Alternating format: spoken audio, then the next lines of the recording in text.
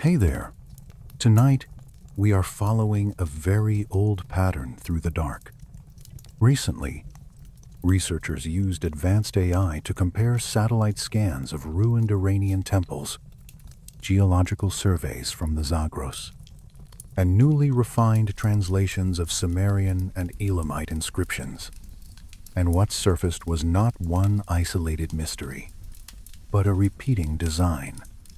Sacred platforms, mountain corridors, water basins, and lines of sight that seem to form a quiet system, as if certain places in ancient Iran were chosen to stand at the edge of heaven and earth. If these slow fireside journeys help you rest, you can gently like this video and subscribe for more. Now let the room grow softer. Let your jaw unclench. Let your breathing lengthen. Let the last light of the day become small and warm, like a candle behind your eyes. And settle in with me. For thousands of years, the lands we now call Iran rested at the crossroads of the ancient world. Caravans crossed its plains. Armies climbed through its mountain passes. Priests watched its skies. Kings raised walls, terraces, and sacred cities upon its soil. Long before the names we use now, this region formed the eastern edge of the Mesopotamian world, the same broad world in which the Sumerians first pressed their stories into wet clay, and where the Anunnaki entered memory as powers from above. Modern researchers have spent years gathering fragments from that old world. One tablet broken at the corner. One inscription weathered by centuries of sand. One temple plan copied into a museum archive. One magnetometric scan taken from a dry plain.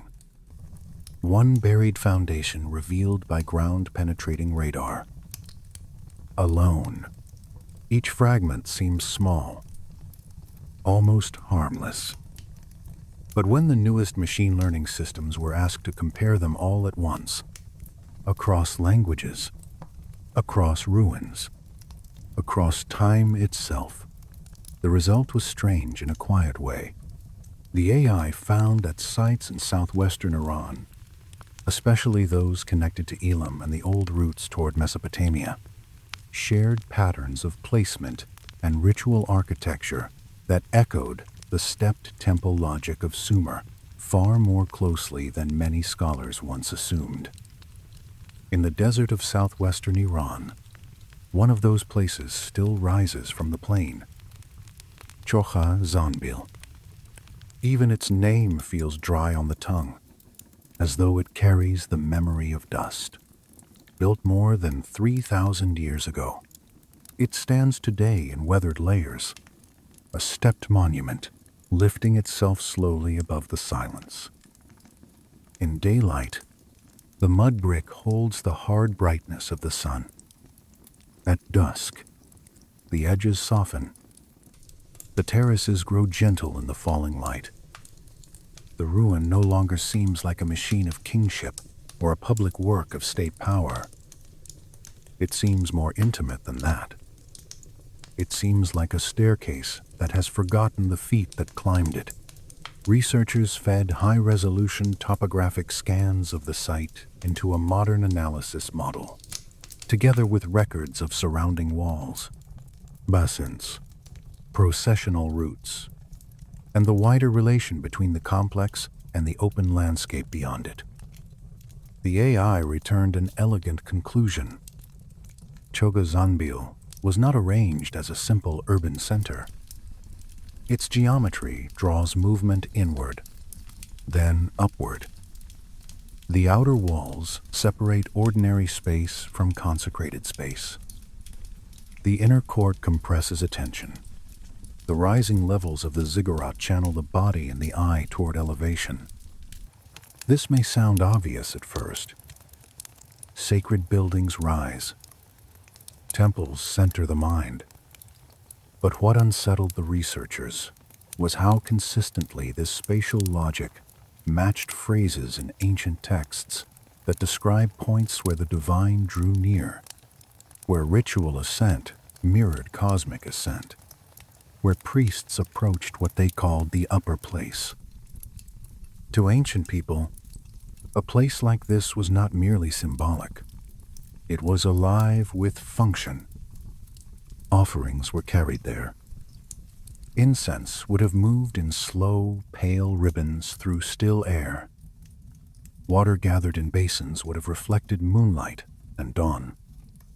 The body of the worshipper would have changed while moving through the site. Heat underfoot, breath shortening on the climb, dust on the hem of a robe, hands damp with oil, or milk, or blood from sacrifice. The deeper one moved inward.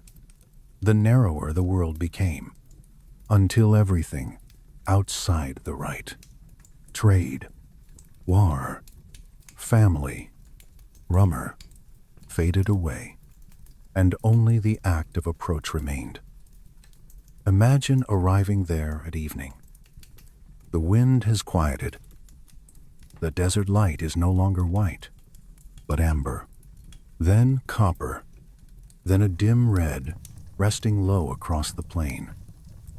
The walls around the sacred city hold the last warmth of day. Beneath your sandals, the ground is firm, then grainy, then smooth in worn places where generations have passed. A priest ahead of you carries a lamp. The flame moves only slightly. Somewhere in the distance, perhaps beyond the enclosure, a nightbird calls once and then falls silent. The air smells faintly of clay that has baked for centuries, though in that imagined ancient hour, it would also smell of bitumen, smoke, oil, damp reed matting, and bodies that have walked a long way to be here. The higher terraces wait above, not rushing you, not calling loudly, only holding their stillness as if they have always known you would come eventually.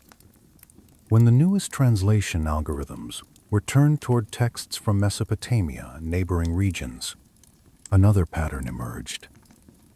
Temples, platforms, and mountain sanctuaries were repeatedly described as meeting points, not in the poetic sense alone, but in language suggesting controlled contact. The words vary by culture. The grammar shifts. The divine names change. Yet the underlying image remains steady. A raised place, a boundary, an ascent, a point where heaven is nearer, and where the traffic between worlds becomes possible, or at least imaginable. This is one of the reasons stepped monuments matter so much in ancient thought. A ziggurat is not just tall. A hill can be tall. A cliff can be tall. The ziggurat is ordered height, human-made elevation, a mountain translated into geometry. Each level slows the climb, stages the approach, and turns the act of going upward into ritual. That ordering matters. The AI noticed it, because AI can compare patterns without becoming tired, without assuming that one people borrowed a symbol casually from another. It can sit with millions of words, thousands of site measurements, and layers of archaeoastronomical data, and say with the cold calm of a machine, this arrangement repeats, and it repeats for a reason. The AI models that compared ancient route networks with the locations of major ritual sites found dense clustering around transitional zones, places where plains narrow into foothills, places where water emerges or vanishes, places where a traveler moving east feels, very physically, that the easy open world behind him is closing, and another world is beginning. That is important. Because many myths from Mesopotamia describe the lands to the east not simply as foreign, but as charged. The sunrise comes from there. Mountains rise there. Strange beings dwell there. The gods travel there, or from there, or beyond there. As night deepens around Chogha Zanbil, the imagination begins to loosen from the modern habit of seeing ruins as dead. The old sight becomes full again, if only for a moment. Lamps glow along a processional path. Priests murmur words that are older than the empires still to come. A king, or an envoy, or a pilgrim waits below while the highest rites move closer to the summit. Somewhere water catches the starlight in a basin so still that the reflected sky seems almost firmer than the ground. The ziggurat rises level after level, holding a calm purpose. It was built not for comfort, not for commerce, but for contact. What kind of contact? That is where interpretation divides. Traditional historians speak of divine kingship, ritual theater, social hierarchy, and cosmic symbolism. Those are serious explanations, and they belong here.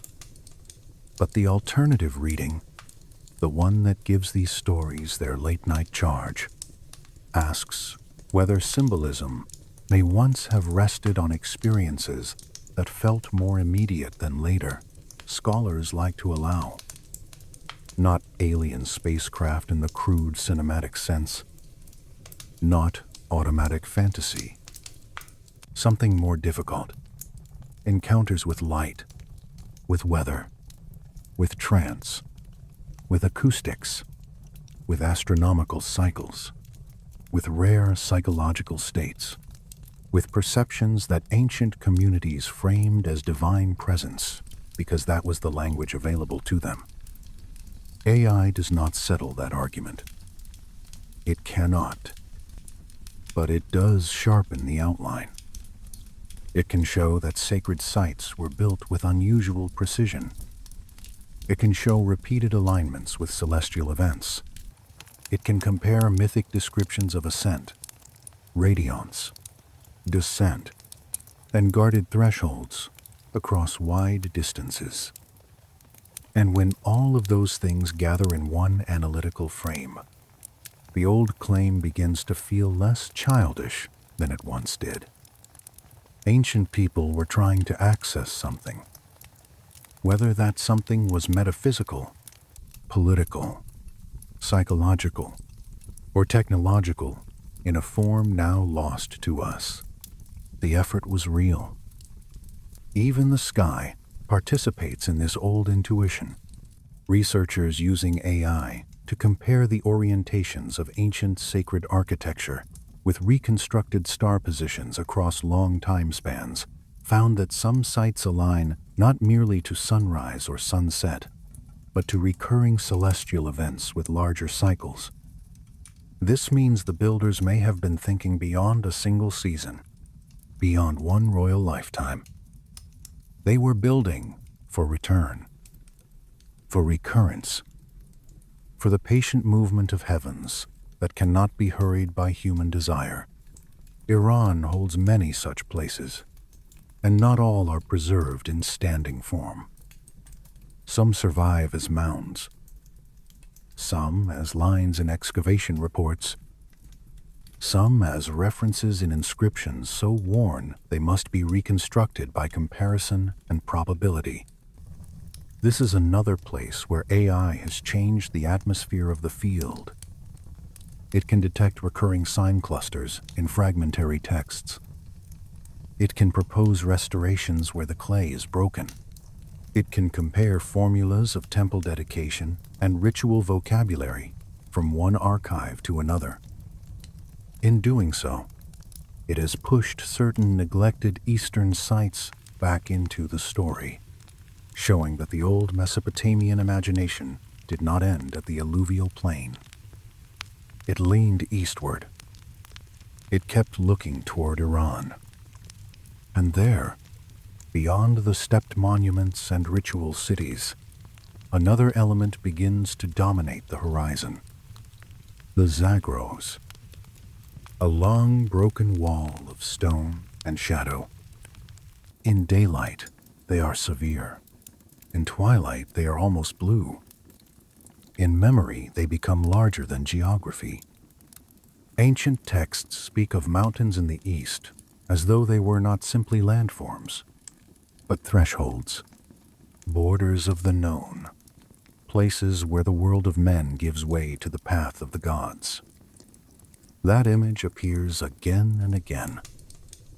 A raised place in the plain, a sacred city set apart, a mountain beyond it, the built threshold, then the natural threshold, the human attempt to shape ascent, and beyond that, the older ascent that no human made. When AI systems cross-referenced site placement, trade routes, and narrative motifs, this sequence kept reappearing. Settlement, sanctuary, mountain corridor. It is as if the stories themselves were pointing outward from the temple toward something farther east, something more remote, and perhaps more dangerous. So tonight we begin not with certainty, but with arrangement. The arrangement of ruins on a plain, the arrangement of stars over a ziggurat, the arrangement of stories around an eastern horizon. Something in ancient Iran seemed to invite threshold thinking. Something there made people build upward, look east, and speak of meeting points between worlds. And now, with the fire low and the room quiet, we can let our attention travel from the desert terraces toward the dark ridges beyond. Because in the old epics, the true gates are not in the city at all. They wait in the mountains, where sunrise enters the world, where guardians stand motionless at the threshold, and where even heroes are warned to turn back. The mountains in the east do not rise all at once. They gather slowly, ridge behind ridge, like a thought that takes its time before becoming clear. From the plains of Mesopotamia, and from the old roots that move out of Elam toward higher ground, the Zagros appear first as a dark interruption on the horizon, then as a wall, then as a world of shadowed passes, stone faces, high valleys, and narrow ways where sound seems to travel farther than it should. Ancient people did not treat these mountains as ordinary scenery. They feared them, crossed them, traded through them, fought within them, and most importantly, imagined them as a place where divine traffic might still pass. When researchers recently used large language models to re-examine the oldest surviving lines of the Epic of Gilgamesh, comparing fragments from different museum collections and weighting damaged passages by known scribal patterns, one image sharpened with unusual force. Gilgamesh travels east, toward a mountain called Mashu. There, at the edge of the world he knows, he comes to a gate used by the sun. The language is old and poetic, but the structure of the scene is remarkably precise. There is a mountain. There is an entrance. There are guardians. There is a warning. There is a path beyond ordinary human permission. This is not casual scenery in a wandering tale. It is the architecture of a threshold.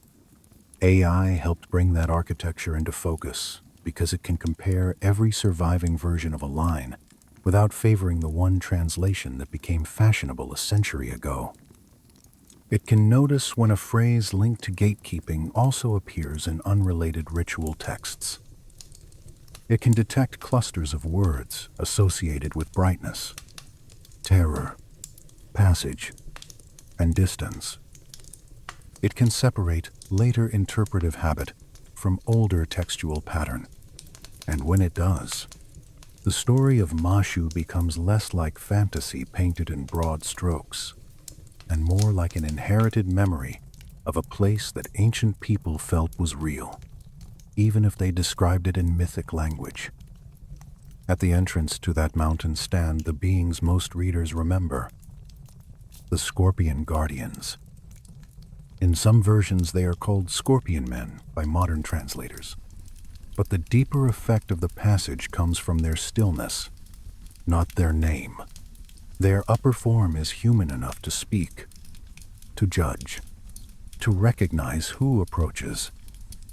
Their lower form belongs to another order of life. They combine the familiar and the alien. They are not random monsters dropped into a story to create excitement. They are boundary beings. And boundary beings appear whenever old cultures need to describe a crossing that should not happen easily. Picture the scene in the slowest way. Evening is thinning out over the lower plain. The last warm color has almost left the dust. Ahead, the mountain mouth darkens, while the peaks still carry a faint band of light. The path narrows. Loose stones slide underfoot. Your breathing becomes audible to you, not because you are afraid yet, but because the air has changed. High places do that. They force you to hear your own body. The smell of open desert begins to give way to colder mineral air. Wind brushes the rock and slips past with a dry whisper. Each step forward leaves behind a little more of the ordinary world. Researchers also fed geological scans of western Iranian mountain corridors into machine learning models trained to identify routes of ancient movement. Those models found something that again does not prove legend, but deepens it. Many of the usable passes between lowland Mesopotamia and the Iranian plateau naturally channel travelers through dramatic visual constrictions. Wide plains collapse into stone corridors. Light reduces. Sound changes. The horizon disappears. If a storyteller wanted to place the gate of the sun somewhere the human nervous system would already read as liminal, he could hardly choose better. In the Gilgamesh tradition, the guardians speak before the hero passes. They do not attack him in a frenzy. They warn him. That detail is important. A true threshold in ancient myth is usually not chaotic. It is lawful. The watcher exists to test worth, purpose, fate, or divine allowance. Anyone may walk through a field. Not everyone may cross the gate of the sun. The AI reconstruction of damaged lines suggested that the speech of the guardians emphasizes danger, distance, and the inhuman character of the road beyond. This accords with older translations, but the newer models make the emotional texture clearer. The path is not merely long. It is not meant for humans. That phrase, or its close equivalents, appears in different forms throughout ancient literature. Certain roads belong to gods, or to the dead, or to powers beyond ordinary flesh. Human beings may glimpse them, may dream them, may tell stories about them, but do not belong there naturally. Now imagine entering the dark corridor beyond the gate. Not quickly, slowly. So slowly that each detail has time to become almost separate from the next. The first thing that disappears is the breadth of the sky. Once inside, the heavens become a strip, then a memory. The temperature falls.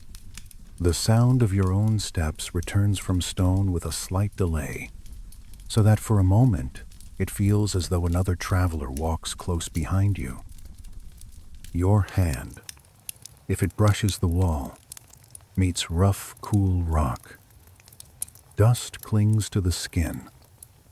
Somewhere deeper in the passage, a small current of air moves across your face, carrying no scent of grass, no water, no smoke from camp, only the thin, dry odor of enclosed stone. The old texts describe this journey in terms that are both simple and dreamlike. Darkness, distance, endurance. The hero moves through a place where ordinary orientation fails. Many readers have felt that this sounds less like an outdoor path and more like a tunnel, or even like an altered state of consciousness dressed in landscape imagery. AI comparison across mythic corpora cannot decide the matter, but it does show that these possibilities are not mutually exclusive in ancient thought. A physical passage may also be a spiritual one. A cave may also be an inward descent. A mountain gate may also describe the crossing from waking awareness into visionary awareness. Ancient people rarely separated these levels as sharply as we do. The Zagros themselves encourage this layered reading, stretching across western Iran for an immense distance. They have always formed more than a topographical barrier. They are a cultural seam. To the west lay the cities of Sumer, Akkad, Babylon, and Assyria. To the east spread the plateau, the uplands, the later worlds of Elam and Persia, and beyond those, still more horizons. Armies crossed the mountains. Yes, metals and stones crossed them. Languages crossed them. But so did myths. The mountain chain became a hinge where stories turned from settled river civilization toward older and stranger terrain. Some scholars have long connected the Sumerian word Kur with mountains, distant lands, and even the underworld. AI-assisted semantic analysis of the oldest contexts where that word appears supports the older intuition that these meanings are not accidental side paths.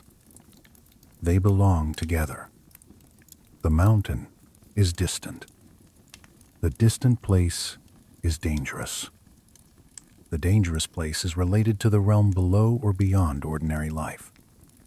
Kur is landscape and metaphysics at once. That is exactly the sort of semantic knot ancient languages often preserve. And modern machine analysis is oddly good at mapping such knots, because it does not mind holding several meanings in suspension at once.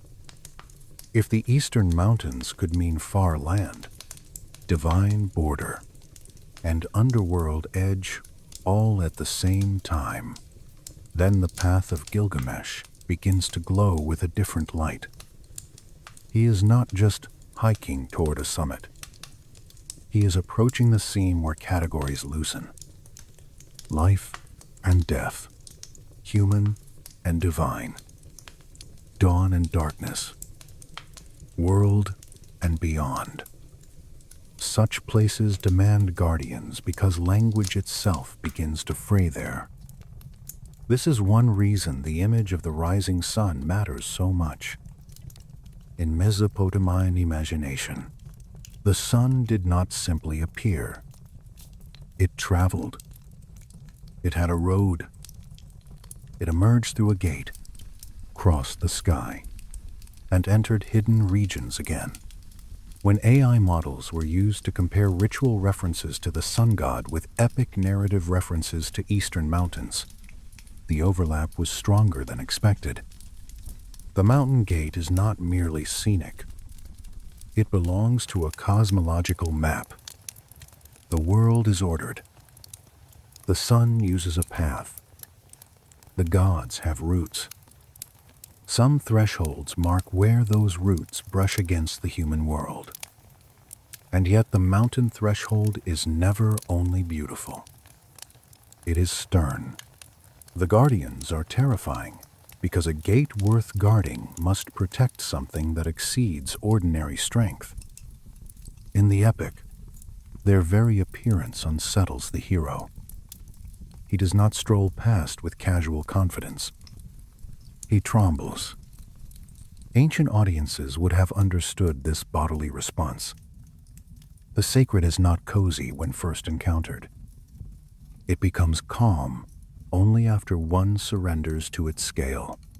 Researchers using cross-cultural myth databases have found echoes of the same logic in later Persian traditions as well. Sacred mountains remain places where heaven and earth approach one another. Divine forces still travel across the sky. Chosen figures still receive radiance from above. The vocabulary changes with time. The pattern of thought remains. This is why some alternative historians focus so intensely on Iran, not because the evidence is simple, but because the continuity of sacred geography there is unusually strong. AI analysis of route visibility added one more eerie detail. Certain ancient corridors through the mountains stage the traveler's perception in a sequence that almost reads like narrative design. Open plain, distant ridge, approach, constriction, shadow, emergence, high overlook. Such sequences are ideal for initiation, ritual, or mythic storytelling, because the land naturally creates phases of movement and feeling. One does not need to force meaning onto the mountains. The mountains produce meaning simply by how they are crossed. And once that idea settles in the mind, other stories begin to lean toward it. Stories of divine lights moving through Persian skies. Stories of rulers seeking ascent. Stories of radiance, choosing kings. Stories of beings who appear at night in luminous or shadowed form. Those belong to later portions of the journey. For now, we remain at the gate itself, listening to the warning given to all who approach. Beyond this point, the path is not made for ordinary feet. Still, heroes go on. They always do. And so, in the old epic, Gilgamesh continues into the dark passage because grief has emptied him of caution. He seeks knowledge no king can own and no soldier can seize. That emotional truth also matters. Thresholds are rarely crossed for curiosity alone. They are crossed because something has broken in the ordinary world. Loss drives the hero into the mountain. Mourning makes the forbidden road thinkable. The deeper he goes, the more the story resembles the interior of the mind. New horizon, no witness, only darkness, motion, endurance, and the faint promise that there may be light on the far side. Anyone lying awake at night knows this terrain in another form. Thought narrows. Breath becomes louder. Memory returns in fragments. The mind travels a road that is not meant for daylight habits. Perhaps that is why the ancient road of the sun has survived so well in imagination. It feels both cosmic and intimate. By the time the hero nears the end of the dark route, the listener has already learned the lesson the guardians tried to teach. Some passages change the traveler before he reaches the other side. The crossing is itself the event, and that idea, once heard, spreads outward into many old traditions. A sacred mountain is not only a place, It is a process, an approach, a testing, a thinning of the ordinary self. So the mountains keep their secret for now. They remain stern on the horizon, holding the first gate in our story. Behind us lie the terraces of the desert shrine. Ahead, much older questions wait. Questions about exile, human origin, and the strange suggestion that east of the first garden, there were already others living in the dark beyond the known world. Beyond the mountain road, the story turns toward a garden, and toward a silence that follows violence. In the old biblical account, Adam and Eve have already been driven from Eden. The first shelter has been lost. The first nearness to the divine has been broken. What remains is labor, weather, soil, birth, and the long ache of mortality. They have 2 sons. Cain works the ground. Abel tends the flock. One life bends over the field. One life follows animals across open space. Even before the murder, the story feels divided between 2 ways of living: rootedness and movement, furrow and pasture, settled hand and wandering eye. Researchers recently used AI-assisted textual comparison to place the Genesis account beside earlier Near Eastern narratives, not to flatten one into the other, but to measure recurring structures. The model tracked offering language, curse language, exile language, and directional movement, especially the repeated symbolism of eastward departure. What it found was not proof of one simple origin. It found a web.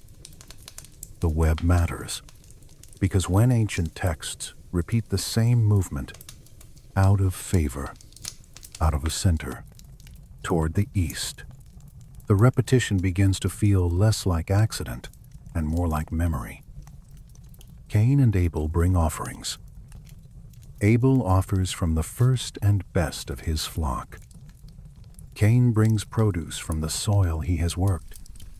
The text says the divine regards one offering and not the other. For centuries, readers have wondered why. Was Abel more sincere? Was blood preferred to grain? Was the difference moral, ritual, symbolic, or something hidden in the psychology of the storyteller? The old text does not fully explain itself. It leaves a tension in the room. The favored brother stands quiet beneath approval. The rejected brother feels heat rising under the skin. The earliest surviving Hebrew wording is spare in the way that old stories often are. It does not waste energy describing every thought. It lets pressure gather around a few simple statements. The divine warns Cain that sin is crouching at the door. The image is intimate and animal. Something waits low to the ground. Something patient. Something almost calm in its readiness. AI models trained to compare ancient idiom clusters found similar predatory imagery in other regional texts where danger is not sudden chaos, but contained threat. The danger waits. The human heart must answer it. Now, imagine the field where the brothers walk. Not dramatically. Not with thunder above them.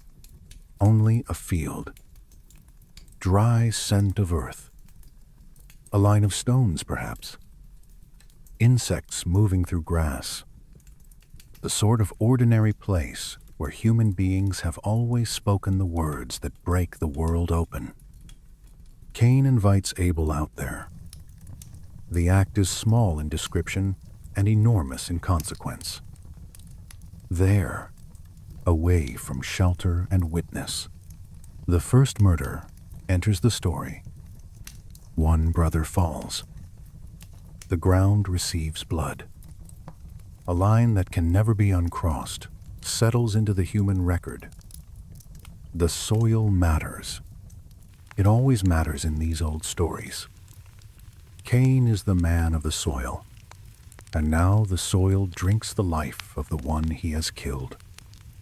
The earth itself becomes witness. The blood cries out from the ground. That phrase has never lost its force. It makes the land alive with memory. Modern readers sometimes treat that as poetry alone, but ancient listeners would have heard something deeper. The world is not neutral. Matter remembers. Soil, mountain, city, and shrine hold moral consequence. This is one reason the later idea of sacred geography feels so natural in the ancient imagination. If blood can cry from the ground, then place itself participates in the drama of heaven and earth. When God confronts Cain, the exchange is brief and cold. Where is your brother? I do not know. Am I my brother's keeper?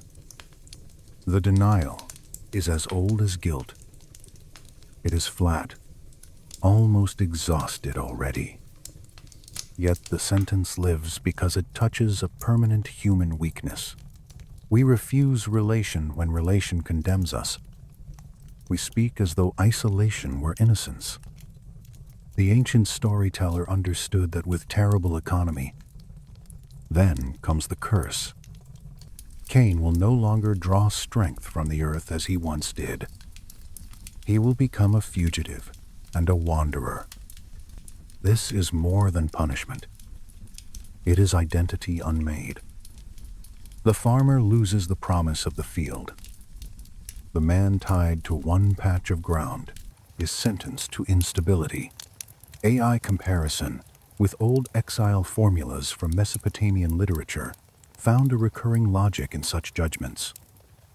Exile is not just movement. It is dislocation from the order that once held the self together. To be sent away from the center is to become uncertain in body, labor, and name. Cain fears being killed in return. And here the story opens one of its darkest doors. The text has named only a handful of people: Adam, Eve, Cain, Abel. Abel is dead. Yet Cain says that whoever finds him will kill him. The divine places a mark on him, a sign of protection. Then the story says he goes out from the presence of the Lord and settles in the land of Nod, east of Eden. East of Eden. The phrase is small. The implications are vast. For generations, readers have paused there. East of Eden. There is land enough to settle. East of Eden. Cain fears other people. East of Eden. He will later take a wife, begin a line, and build a city. Traditional interpretation often explains this by assuming Adam and Eve had many unnamed children who spread across the world. That may be so within a theological reading, but the narrative itself is strangely quiet about it. It does not stop to clarify.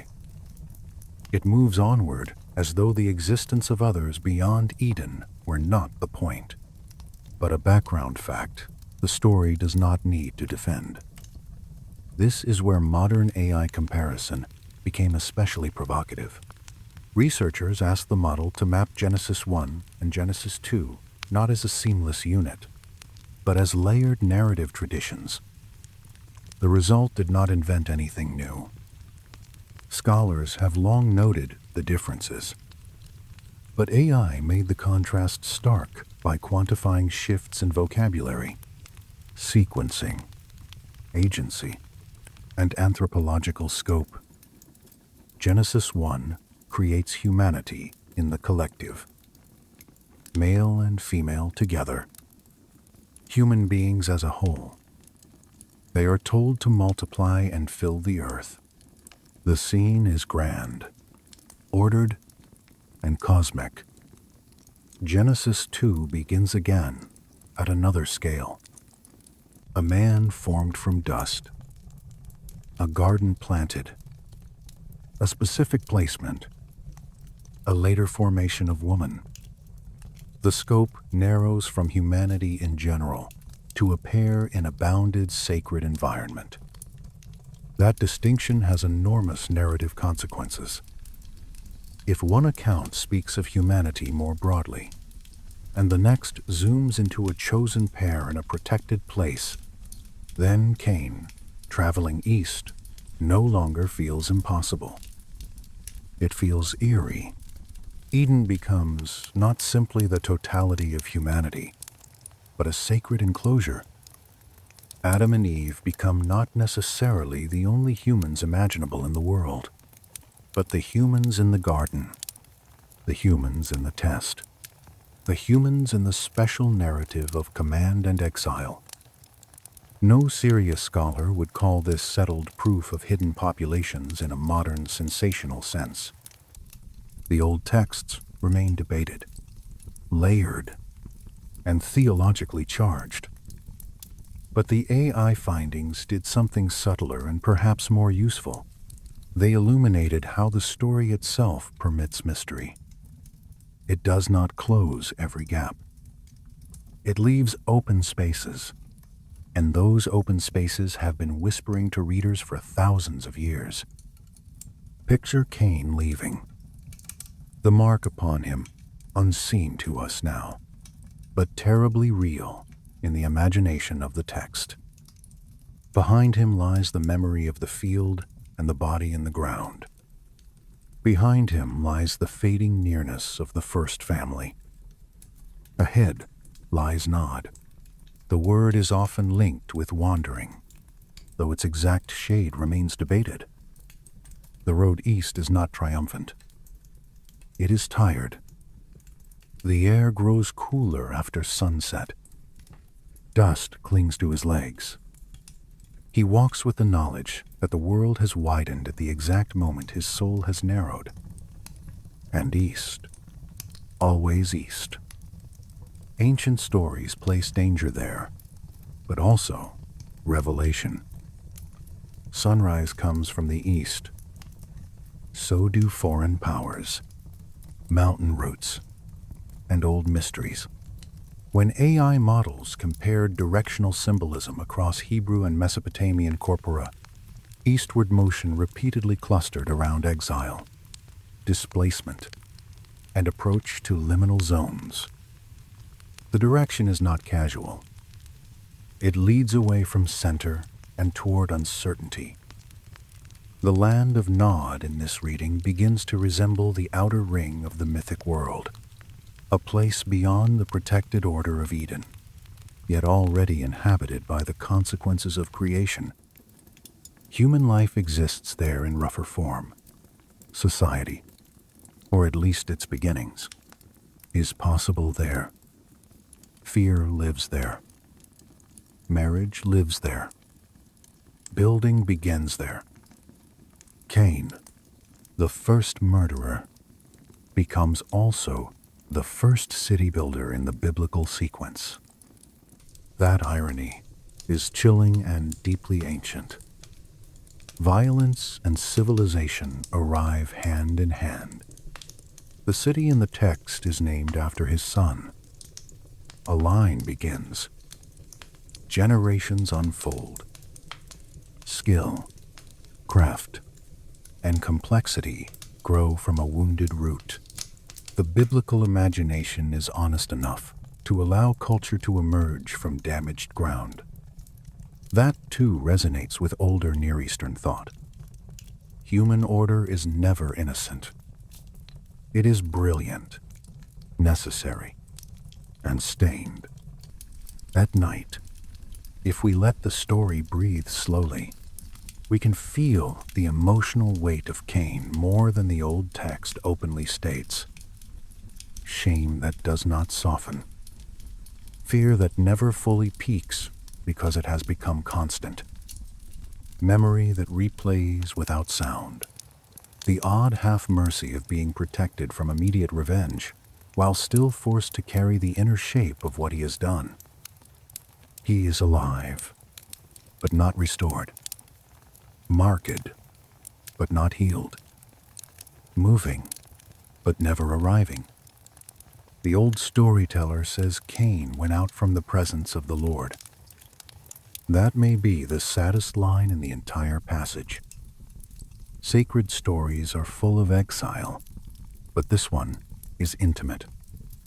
Presence is not merely a place left behind. It is an atmosphere withdrawn. The world becomes spiritually colder. The same stars remain above him, but they no longer mean what they once meant. And this is the hinge where the biblical story begins to face the older world beyond it.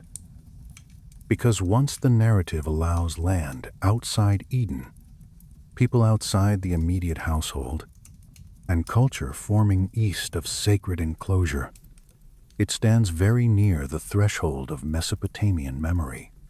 Beyond the garden lies the broader human field, the field of cities, labor, gods, kings, clay, flood, and divine management. Beyond the single family lies the old question that ancient Sumerian texts answered in another voice. Why were human beings made at all? That question waits just ahead. It waits in broken tablets older than Genesis. It waits in stories of gods who needed workers. It waits in lines about clay mixed with something divine. And as Cain moves farther into the eastern dark, the Bible seems almost to lean toward that older archive, as though the road from Eden is also a road toward the memory of Sumer, where humanity first appears not simply as children of a garden, but as beings shaped for labor under the eyes of powers from above. In the hush of this fireside telling, we do not need to force the answer. It is enough to notice how the path feels beneath the story. Garden, field, blood, curse, mark, eastward road, settlement among unnamed others. These are not loose fragments. They form a movement from sacred center to outer world, from innocence to history. The farther Cain walks, the more the air of myth begins to mingle with the air of civilization. Somewhere ahead are walls, tools, names, songs, and the first stubborn attempt to make permanence out of exile. Somewhere ahead are people who never stood in Eden, yet live under its shadow all the same. And somewhere beyond them, in the oldest texts of Mesopotamia, another account of human beginnings is waiting, one that speaks in clay and labor, and in the calm, unsettling language of beings who made mankind because the work of the earth was too heavy for the gods to bear.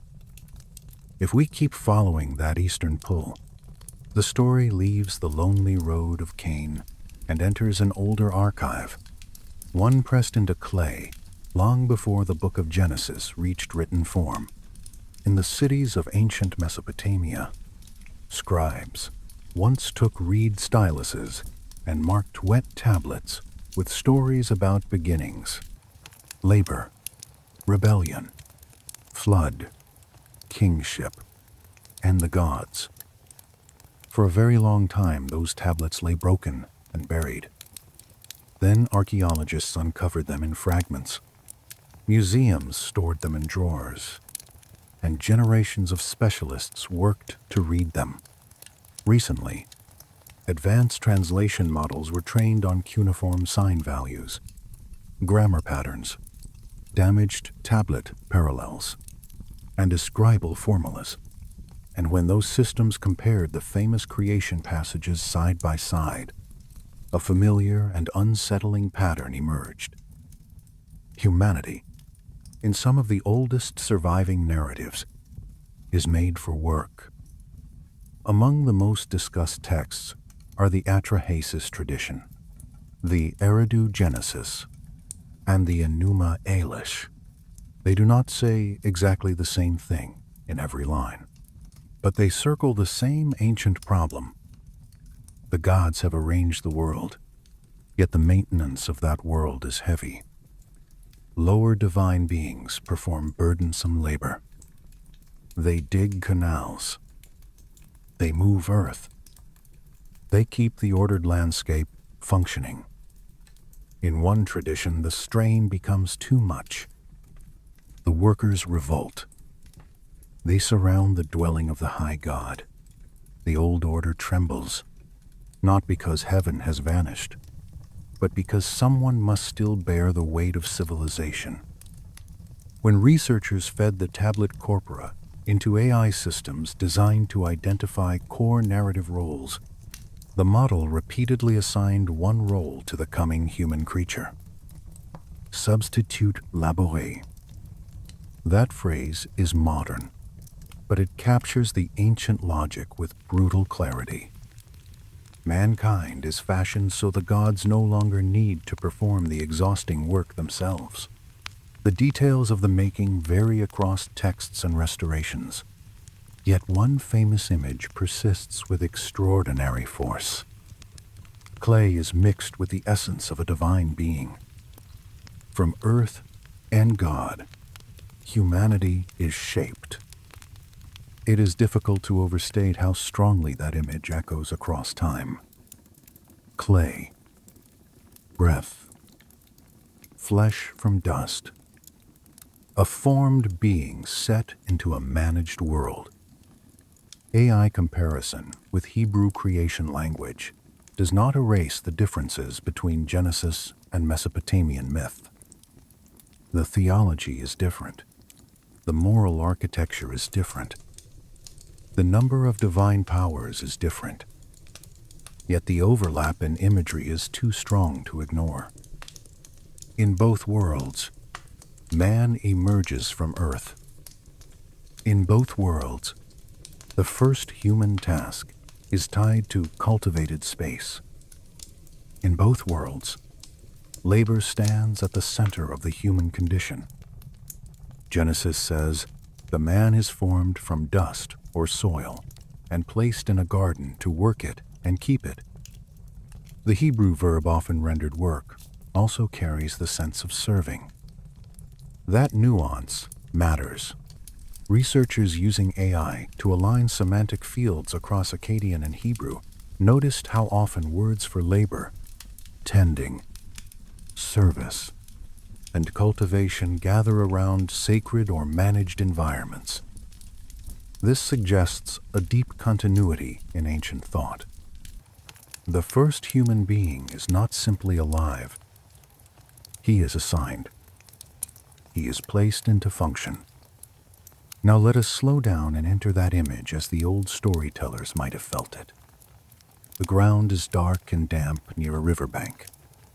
Clay gives under the hand. It is cool, almost silky, then heavy as more is gathered. The hand presses, folds, lifts, shapes. Ancient people lived close enough to mud brick, pottery, ovens, flood silt, and packed earth to understand that clay is the substance of formed life around them. Walls rise from it. Jars hold grain because of it. Tablets preserve law because of it. To imagine human beings made from clay is not strange in that world. It is inevitable. We are what the city is made from. We are what the river leaves behind when it withdraws. Then the darker element enters the Mesopotamian memory. Divine blood, or divine essence, joins the clay in some versions. Human life is not only earthen, it is mixed. shared, touched by something above even while bound to the mud below. AI-driven reconstructions of damaged passages strengthen the probability that this combining logic is central rather than accidental. Humanity is hybrid in status, low in duty, and yet carrying some trace of the higher world. That tension explains much of ancient anthropology. We are fitted to the soil, yet restless under the sky. In the quiet firelight of this telling, the old scene becomes almost tactile. A bowl or pit of clay. A ritual act. Words spoken over the mixture. The smell of wet earth, perhaps mingled with smoke and blood. Hands of gods, or priestly hands standing in for gods, shaping what will wake and look around and discover that the world is already waiting with tasks. Canals do not dig themselves. Fields do not hold order by kindness alone. Cities need tending. Gardens need guarding. The world of ancient civilization was a world of managed fertility. Water had to be directed. Silt had to be moved. Boundaries had to be maintained. Labor was not a side note. It was the structure beneath survival. This is why the old Genesis line about Adam in the garden lands with such force once placed beside Sumerian creation texts. The garden is not merely a place of rest. It is a cultivated enclosure, a managed sacred space. The first man serves there. He tends there. He does not lounge in abstraction. The ancient imagination rarely gives humanity a beginning free from responsibility. Even paradise has tasks.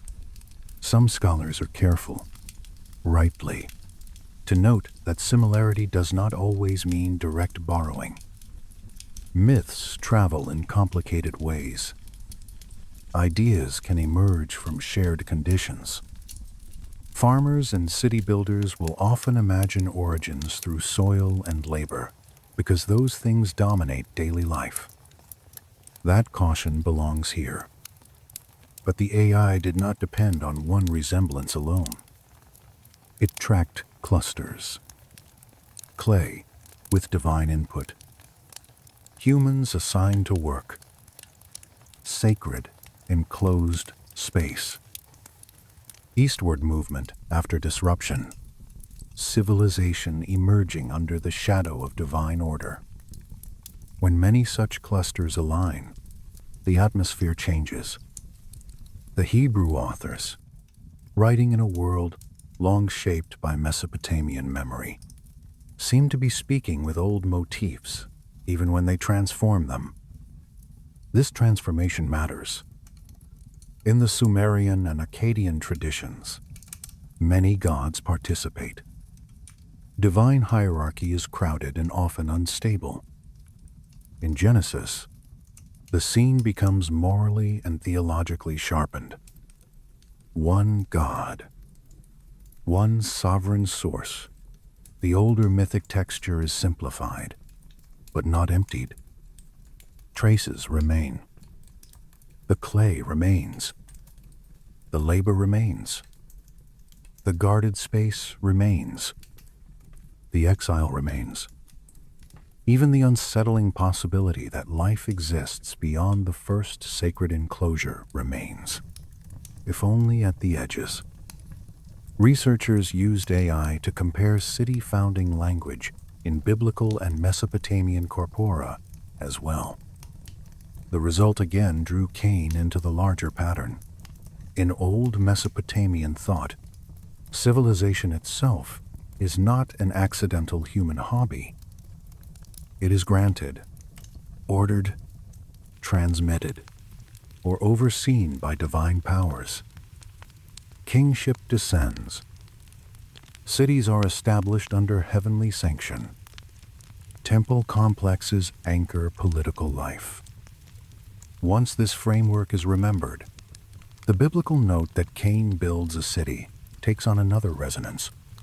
It may preserve, in transformed form, the ancient sense that human settlement east of the sacred beginning belongs to a wider history already known in the older world. And that older world does not end at Sumer. East of the river, civilizations lay Elam, one of the oldest great cultures of the Iranian sphere. This is where our story begins to bend back toward Iran in a more direct way. Because Elam stood at the meeting line between Mesopotamia and the plateau beyond. Goods crossed there. Armies crossed there. Religious ideas crossed there. Divine names shifted there. The East was not empty. It was inhabited, organized, and old. Before we go fully into Elam, linger a little longer in the conceptual bridge between Genesis and Sumer. Ancient people did not separate practical and sacred life as neatly as the modern mind likes to do. Irrigation canals were engineering, yes, but also order against chaos. Fields were food, but also covenant between labor and survival. Gardens were pleasure, but also signs of control, kingship, and divine favor. To place a first human into a garden and command him to tend it is to describe not leisure, but vocation within an ordered cosmos. The same is true in a harsher register. When Mesopotamian myths speak of humans taking up the work once done by lesser gods, there is a quiet sadness in that old idea. We are made useful before we are made free. The hand awakens already assigned. Yet there is dignity there too. The human being becomes the creature who holds the world together at ground level. Water flows because someone cut the channel. Grain rises because someone bent all day in the field. Temples stand because someone shaped and carried brick. Civilization, with all its beauty and cruelty, rests on the patient repetition of bodies under sun. AI cannot tell us what ancient gods really were. It cannot tell us whether the Anunnaki were metaphors, memories of rulers, theological constructions, or something stranger that later cultures tried to describe in mythic terms. But it can show us the structure of the stories told about them, and that structure is revealing. The gods descend. The gods organize. The gods assign. The gods sometimes withdraw. Humans inherit the burden of maintenance. And now we are very close to the eastern threshold again. Because if human beings were imagined in Sumerian thought as a labor force shaped under divine oversight, and if Genesis retains echoes of that conceptual world while redirecting it through a new theology, then the road out of Eden and the road into Mesopotamian memory begin to feel like the same road seen from two directions. One begins in sacred enclosure and moves outward into history. The other begins in the divine management of the world and explains why history is full of labor from the very start. When machine learning models were asked to visualize the geographic density of related myths, cult centers, and trade routes, one region repeatedly glowed as connective tissue: southwestern Iran, the zone of ancient Elam. Not an afterthought beyond Mesopotamia, but a threshold civilization in its own right. Its capital, Susa, stood near the seam between lowland and upland. Its rulers negotiated with the great powers of the West. Its deities occupied a religious world that touched and overlapped with Mesopotamian thought. And within that same broad eastern sphere, rose sacred structures like Chogha Zanbil, where the old dream of ascent into contact took architectural form. So perhaps the oldest whisper in this part of the story is not that Genesis copied Sumer word for word. It did not. The whisper is subtler. The lands of the ancient Near East shared an atmosphere of thought. Humanity comes from Earth. Humanity is placed into labor. Sacred spaces are bounded and managed. Exile opens the world beyond the center. Cities emerge under troubled skies. Mountains in the east hold danger and possibility. Temples rise as if trying to answer that danger with geometry. Once this atmosphere settles around us, Iran no longer sits at the edge of the story. It sits inside the connective line that joins biblical mystery, Sumerian memory, Elamite ritual, and the old dream that somewhere between plain and mountain, earth and heaven came unusually close. And from that threshold, another civilization waits to step fully into view. Ancient Elam, the forgotten bridge, where Mesopotamia reached east and found not emptiness, but another sacred world already listening. The fire is low now. The room is still. Outside the imagined window, the night over the plateau feels deep and ancient. And somewhere in that depth, among broken bricks, buried inscriptions, and mountain paths worn by traders and priests, the next stage of the story is already breathing, waiting for us to cross from mythic beginnings into the old Eastern kingdom that kept the gate between worlds. Now the story steps fully into the Eastern kingdom that stood between worlds. Before the great Persian empires, before the classical names most people remember, there was Elam, ancient, durable, and deeply entangled with the life of Mesopotamia.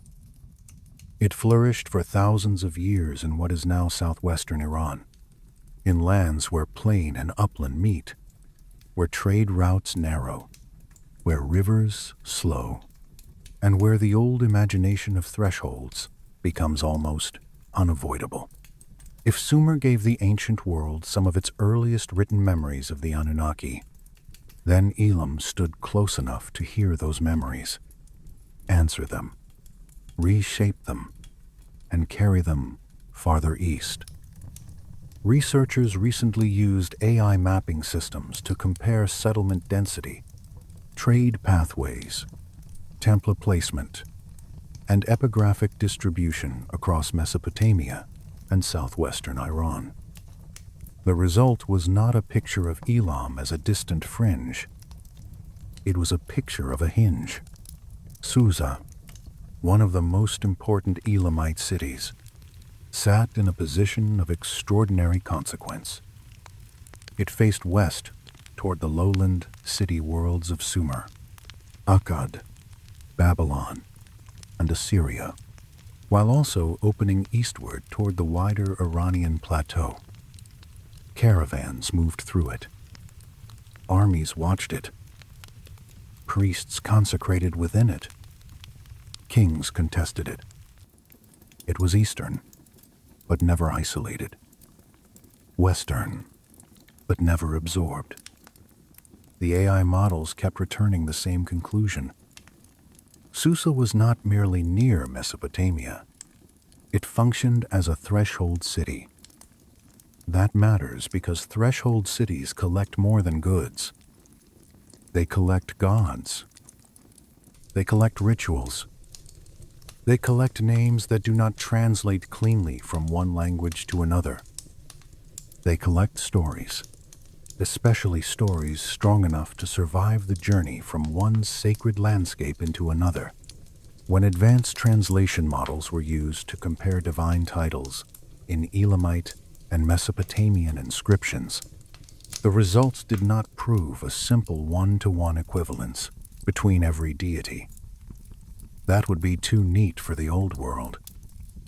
But the AI did highlight shared functions, overlapping spheres of power, and repeated symbolic roles: divine kingship, justice, underworld authority, maternal protection, sacred power, storm weight, cosmic order. In other words, the gods of Elam and the gods of Mesopotamia often occupied neighboring imaginative territory, even when they kept different names. One of the most important Elamite gods was Inshushinak, the patron of Susa, associated with kingship, judgment, and the realm of the dead. Other major deities included Naparisha, Kirisha, and Humban. To modern ears, these names may seem distant from the better-known names of Sumerian and Babylonian religion. But ancient exchange did not require identical labels in order to preserve shared structures of belief. The AI comparison of ritual formulas suggested that divine roles can remain stable even when names shift with language, region, or political change. This is one reason some alternative historians wonder whether older powers remembered in Sumer under one title might have continued eastward beneath local masks, preserving function while changing face. No careful historian should state such correspondences as certainty. The evidence is suggestive, not final. Yet even cautious scholarship allows for deep religious exchange between Elam and Mesopotamia. Trade passed between them. War passed between them. Marriage passed between them. Diplomatic gifts, captives, cult objects, and scribal habits all moved across the same routes. Gods travel very well under those conditions. So do myths about sacred mountains, divine descent, and the possibility that certain lands are nearer to the powers above. Imagine Susa at dusk, during the height of Elamite strength. The city does not rise from emptiness. It gathers from heat, labor, and old accumulated dust. Mud brick walls hold the warmth of day. Courtyards breathe out the last stored sunlight. Traders settle their animals. A bronze vessel catches a last ribbon of red sky. Somewhere a door curtain moves in the evening air. Somewhere incense begins to burn in a temple chamber that has already seen generations of prayer.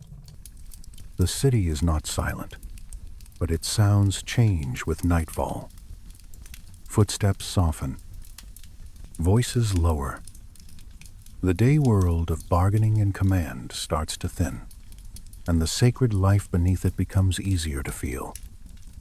This is the atmosphere Elam lived in, not a blank periphery waiting to be named by others, but an old civilization with its own sacred center, its own political memory, and its own relation to the mountains beyond.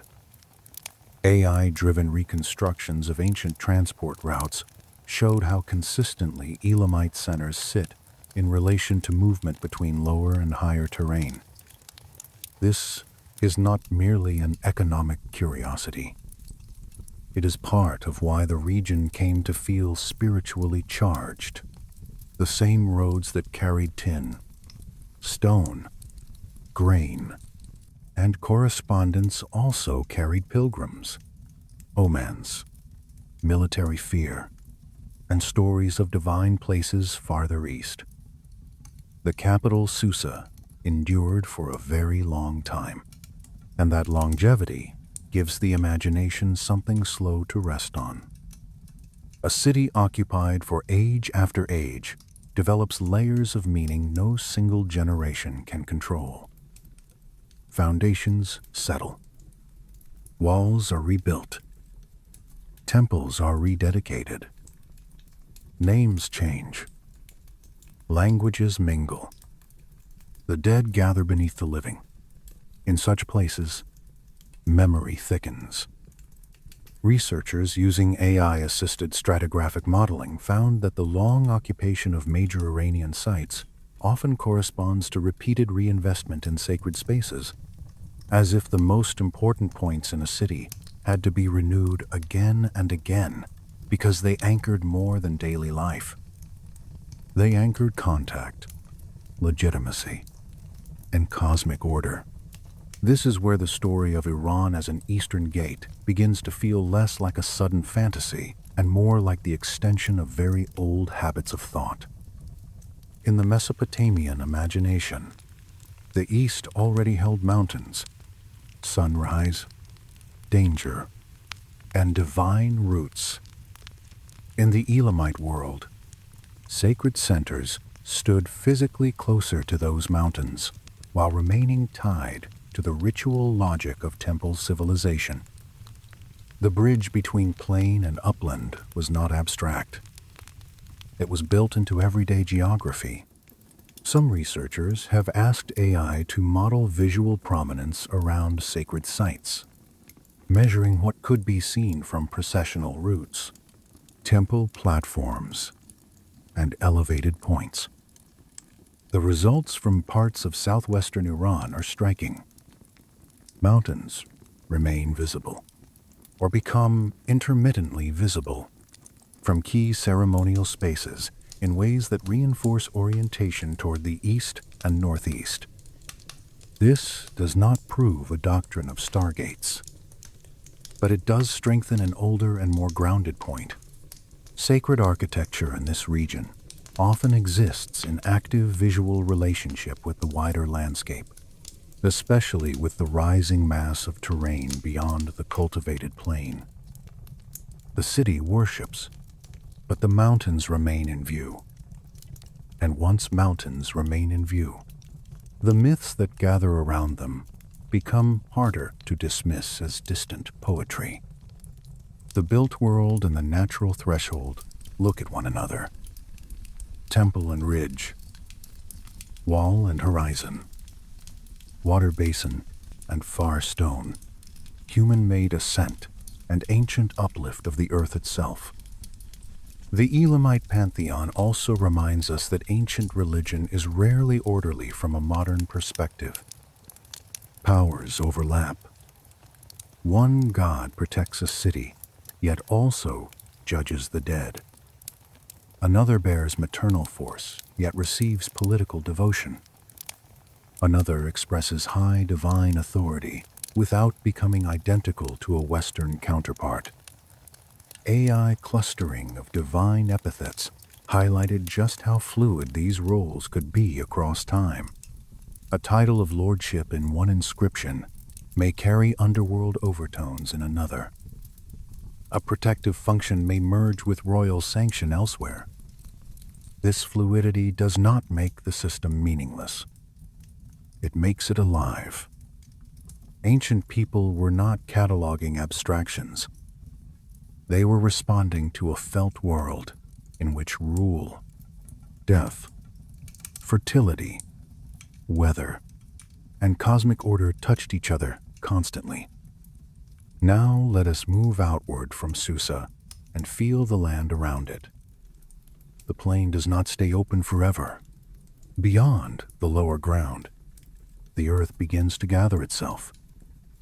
The horizon stops being merely horizontal. Ridges appear. Valleys narrow. Water changes behavior. Routes become choices, and then constraints.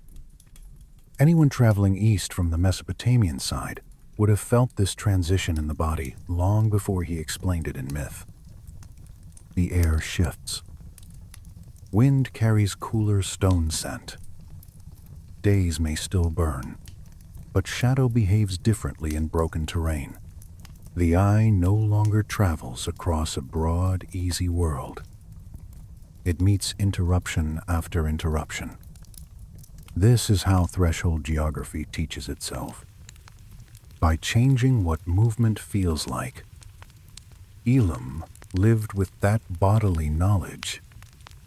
It was not a civilization floating free of terrain. It stood in relation to passes, uplands, and the first great rise of the Iranian interior. That is one reason sacred structures there matter so much. When a culture living near the foothills builds temple complexes, courts, and ritual routes with great deliberation, it is building not only inside a political world, but at the edge of another realm already imagined as charged. This is where Chogha Zanbil returns in a deeper way. Built during the height of Elamite civilization by King Antash-Naparisha, it was not simply a local temple or a civic ornament. AI analysis of site design, inscriptions, and ritual zoning suggests a purpose more concentrated than urban convenience. It was a sacred city, intentionally set apart, with concentric walls, temples, reservoirs, processional organization, and at its center, the immense stepped structure that still rises above the plain. Its isolation matters. Unlike ziggurats woven tightly into crowded city fabric, this one feels chosen, separated, almost prepared as a place where divine presence could be hosted with fewer distractions from ordinary life. Imagine walking toward it before dawn. The desert air is cooler now. Sand and hard earth crunch faintly underfoot. The sky has not yet brightened, but the horizon holds a diluted gray. The outer walls appear first as broad, dark bands. Then the mass of the ziggurat begins to separate itself from the night. One level, then another. No market noise crowds the approach. No dense urban press closes around you. Space remains around the structure. That emptiness is part of the effect. The site does not emerge from daily life. It interrupts it. Researchers using AI to compare Chogha Zanbil with Mesopotamian ziggurat sites found both kinship and difference. The kinship lies in the logic of ascent, sacred enclosure, and vertical symbolism. The difference lies partly in setting. Chogha Zanbil feels like a dedicated threshold center, almost a pilgrimage machine. The complex draws you inward through wall after wall, then upward through ordered height, while the plain and the farther mountains continue to exist around it as silent witnesses. By now, the story has reached a point where several lines meet. Biblical eastward exile, Sumerian creation and labor, Elamite sacred kingship, temple architecture aligned with landscape. The persistent sense that the east of Mesopotamia was not a blank unknown, but a spiritually loaded zone. Southwestern Iran becomes the place where those lines overlap and thicken.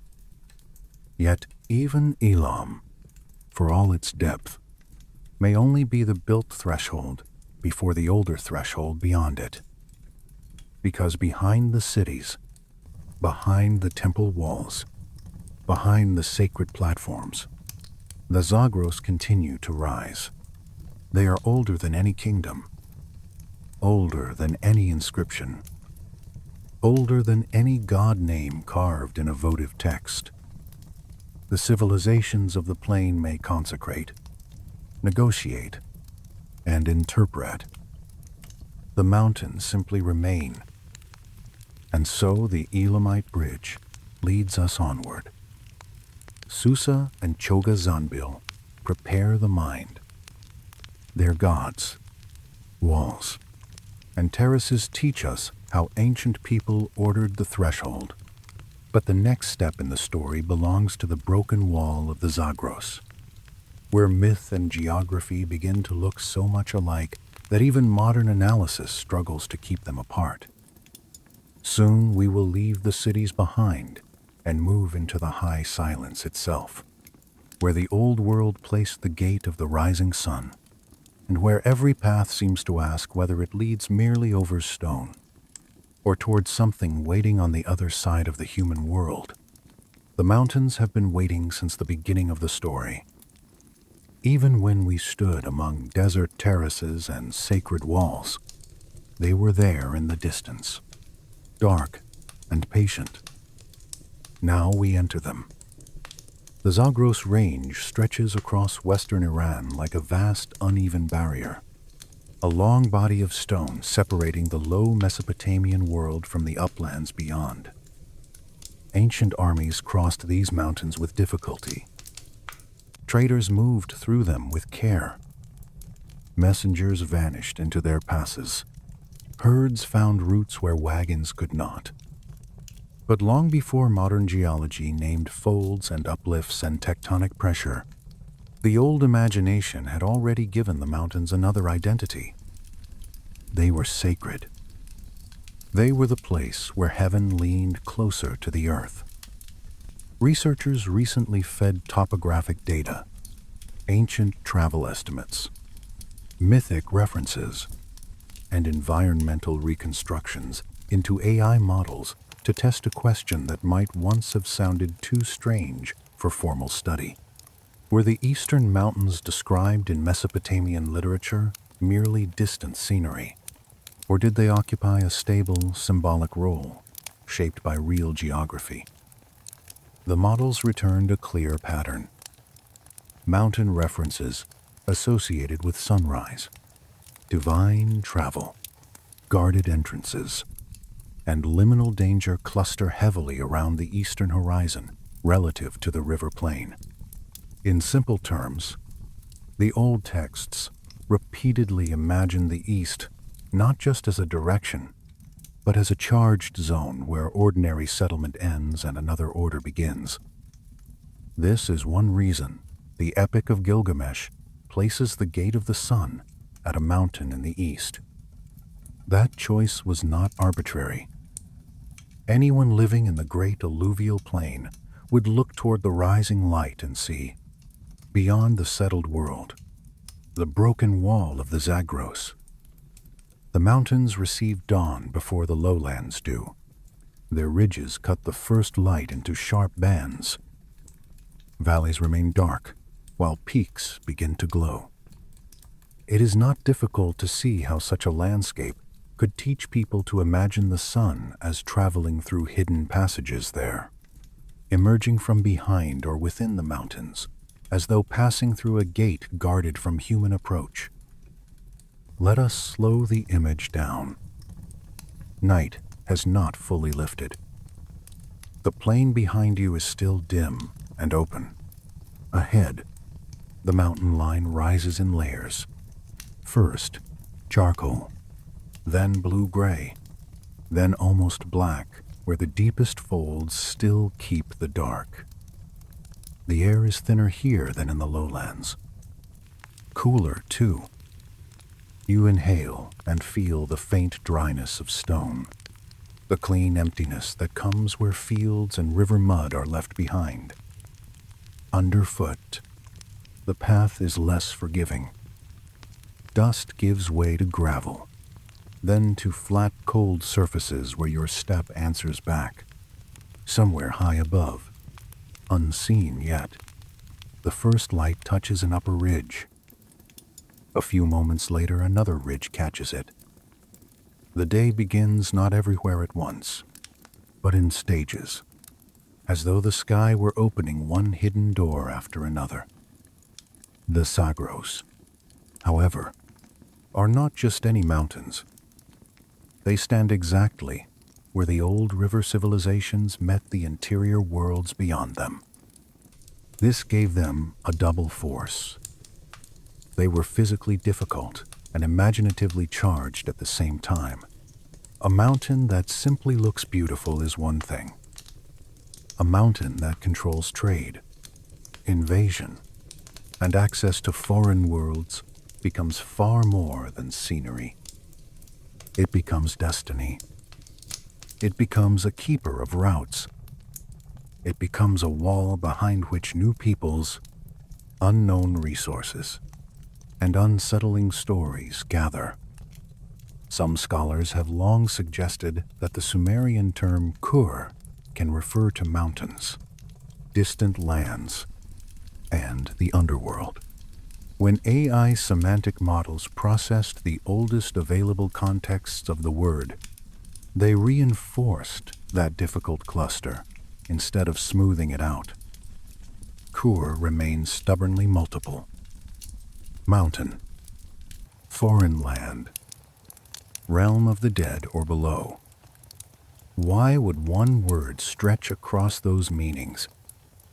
Because ancient people often linked remoteness, elevation, descent, and existential threat in a single imaginative field.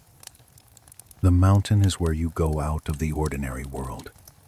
The underworld is where you go out of the ordinary world. The foreign dangerous land is where you go out of the ordinary world. Kur does not name one tidy place. It names the crossing away from familiarity. That is why the Zagros feel so potent in the old stories. They are a physical Kur, a visible edge where ordinary categories begin to loosen. Travelers entering certain passes would have felt this without needing a theology textbook. A broad horizon closes. The path bends. Echoes emerge where silence should be. A cliff face blocks the sun long before evening. Water appears in hidden channels and disappears again. Distance becomes hard to judge. A ridge that looks near may take hours to reach. A turn in the path may reveal another wall of stone behind the first. The mountains teach uncertainty through repetition. Imagine moving through one of those passes at dawn. The light is still low, and because the cliffs rise steeply on either side, the valley floor remains cool and dark. Small stones shift under the sole. Sometimes the path narrows enough that a person instinctively lowers the voice, not because anyone has asked for silence, but because the place seems already occupied by it. When wind moves above, it does not always reach you directly. You hear it first along the heights, a dry rush over ridges.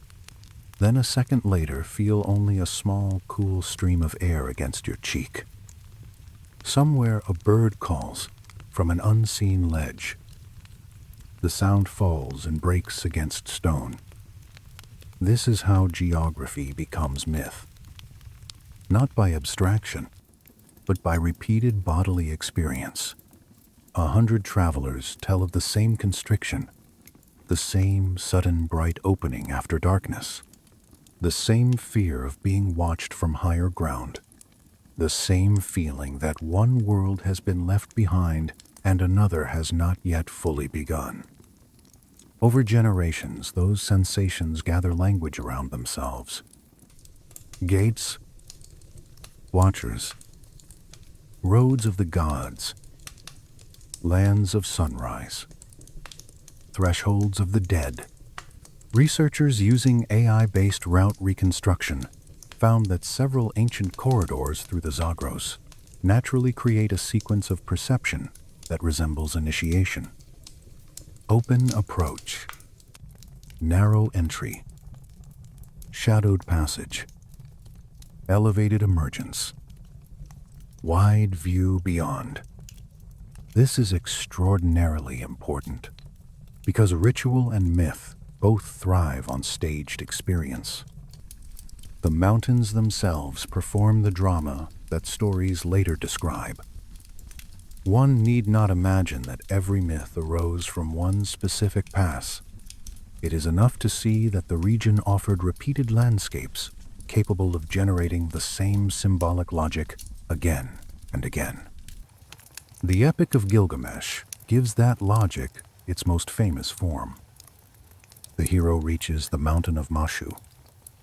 Guardians stand at the gate. Beyond lies the path of the sun.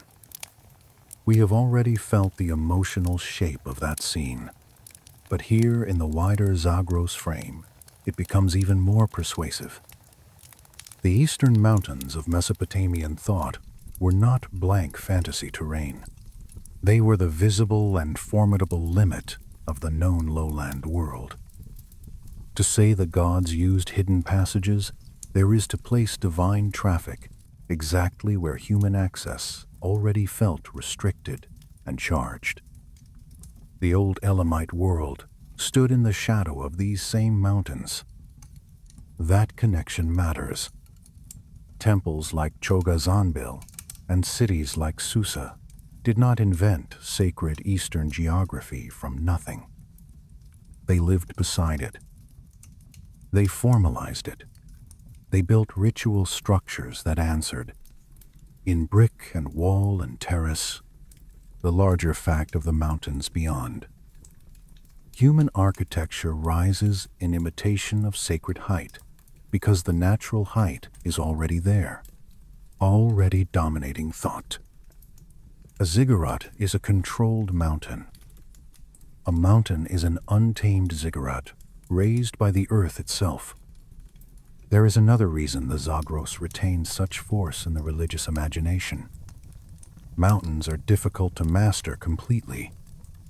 Plains can be surveyed. Canals can be cut.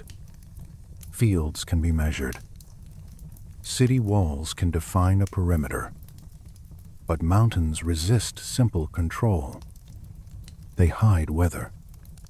They conceal movement. They break maps into fragments. Even powerful states know them only through routes, scouts, alliances, and risk. This resistance makes mountains fertile ground for stories of divine autonomy. The gods remain where kings cannot fully rule. AI-assisted analysis of old military and trade records supports this intuition. Movement through the Zagros repeatedly depended on local knowledge, seasonal timing, and narrow accessible channels. This means that for most ancient people, large portions of the range remained unseen and inaccessible.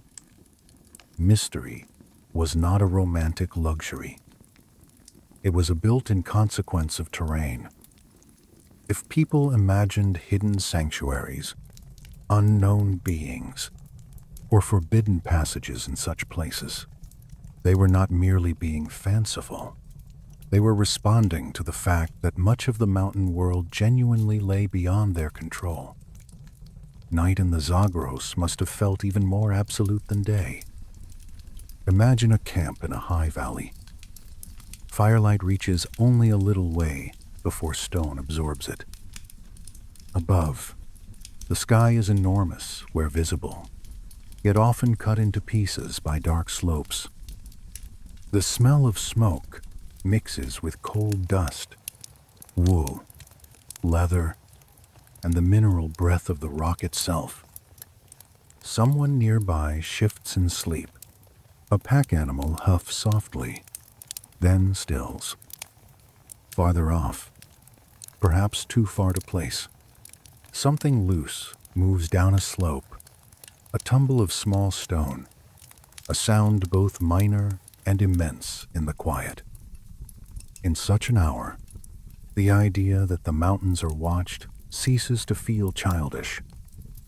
It feels almost practical.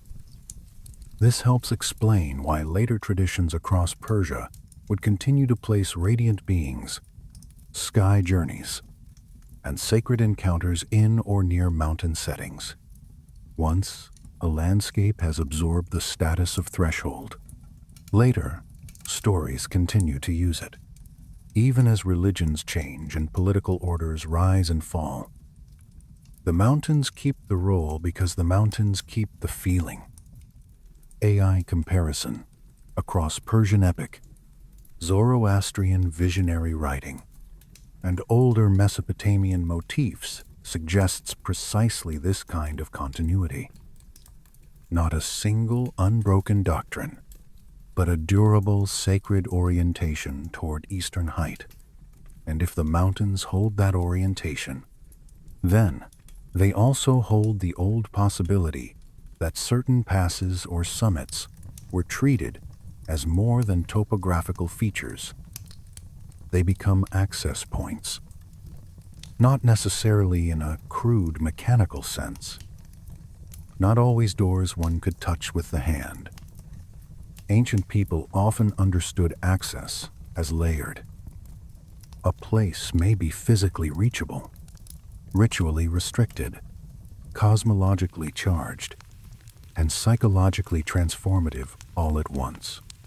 A mountain cave may be a real cave and also a road to another realm. A pass may be a trade route by day and the path of the gods in story. The quiet power of the Zagros lies in how easily these levels overlap. The earth rises. The routes narrow. The dawn appears to emerge from hidden stone. The passes stage the traveler's senses. The unseen remains close.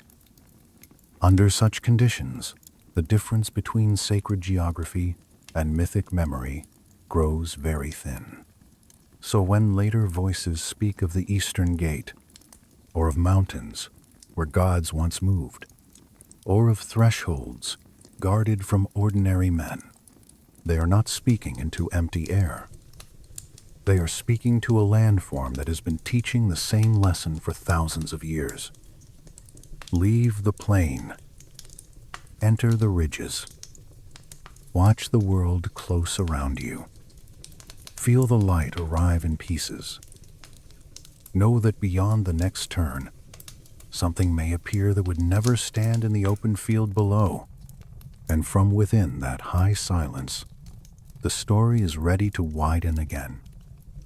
Because once the mountains have been established as sacred boundary, the old Persian sky stories begin to make deeper sense.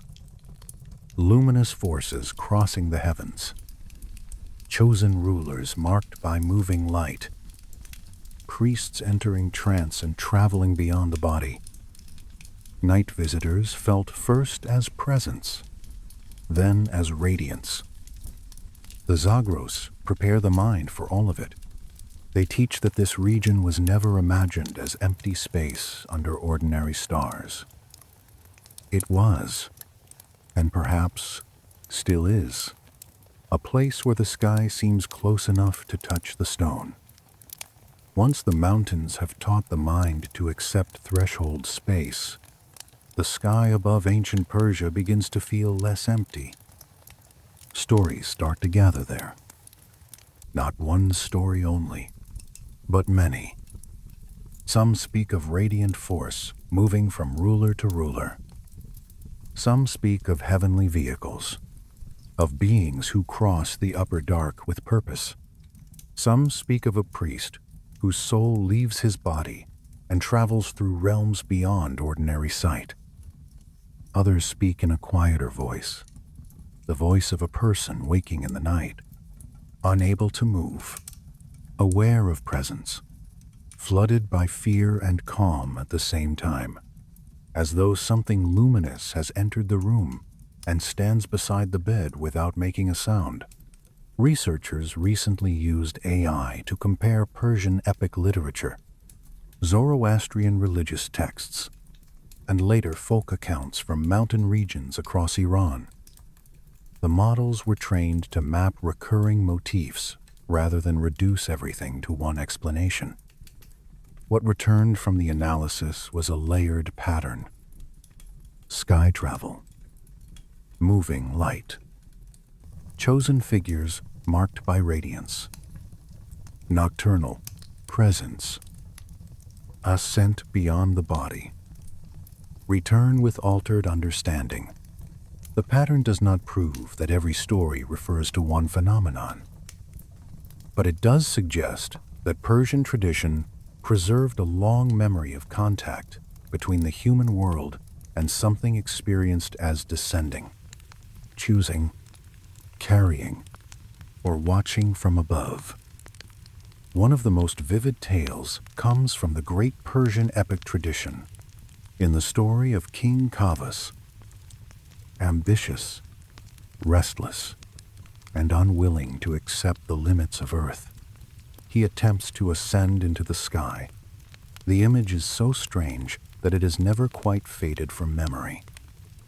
A throne, long poles, meat fixed at the ends, powerful birds straining upward toward the bait.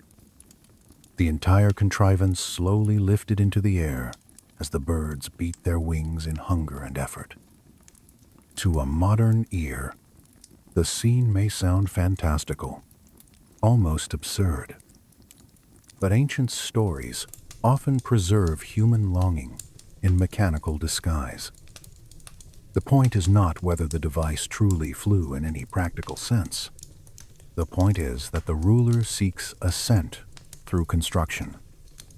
He tries to turn earthly materials into a path upward. He wants what temples also want: to rise, to cross, to breach the separation between human ground and heavenly space. AI models comparing ascent motifs across Near Eastern and Persian literature noted a repeated tension between divine permission and human ambition. When ascent is granted, it transforms. When it is seized, it often collapses. King Kavus rises for a time, then falls. The old moral shape remains intact. Heaven is not entered simply because desire is strong. Yet the story itself still matters as cultural evidence. It proves that Persian imagination was saturated with the idea that the sky above was inhabited, reachable in some sense, and charged with consequence. Then there is the mysterious force, often rendered as Kavarana, the royal glory, the shining fortune or radiance that marks a chosen ruler. In the Avesta and later Persian tradition, this glory is not always described as an abstraction. Sometimes it moves. Sometimes it departs one figure and seeks another. Sometimes it flashes through the world like a visible sign of invisible legitimacy. When researchers used AI to compare descriptive language surrounding Kfarina with broader ancient accounts of celestial omens and moving lights, the overlap was striking. Fire, brilliance, descent, speed, chosenness, authority from above. To ancient believers, this was divine sanction, and that meaning must be respected. But one can also understand why modern readers feel a shiver around such passages. A moving light crosses the sky and settles upon a future king. The image sits halfway between religious symbol and witness report. Imagine standing on a high plain at night in the old Persian world. The air is cold after sunset, especially where the land lifts toward the mountains. Firelight from a camp or courtyard reaches only a little way. Beyond it, the dark is immense. The stars appear almost too numerous to count. You have grown up with stories that the sky is alive with order and conflict, that divine beings move above, that kings do not rule by human will alone. Then some bright thing cuts across the night, not like a falling ember, not like a storm, but with strange deliberation. Would you call it a sign? A divine glory. A celestial messenger. You would use the language your world gives you. And that language in ancient Persia was already prepared to receive such things. AI pattern matching across Persian narrative corpora also highlighted another enduring cluster: heavenly vehicles. In Zoroastrian and related traditions, divine beings can move through the sky in radiant conveyances. This is hardly unique to Persia. Ancient people everywhere describe gods with the highest technology they know. Chariots, thrones, wheels, winged forms. Yet the consistency of luminous motion in the Persian corpus remains notable. Light is not merely around the divine. It is often the medium of divine travel itself. There is also cosmic battle. In Zoroastrian cosmology, Ahura Mazda stands opposed to destructive force. Light and order confront darkness and corruption across the structure of the universe. Some passages imagine the heavens as a battleground of great powers, with hosts aligned beneath them. AI analysis of combat imagery in the Avesta and later commentarial traditions showed how often celestial conflict is rendered visually. Flashing brightness, movement across the upper world, contest seen or inferred in the sky. This again does not collapse into a modern literal reading. Ancient theology is doing what theology does. But the emotional texture matters. The sky in Persian tradition is not blank. It is active, watched, contested, full of signals. Among the strangest and most intimate stories, however, is the account preserved in the Art of Viraf narrative. A righteous man is chosen by priests to enter an altered state and confirm the truth of the faith. He takes a sacred preparation.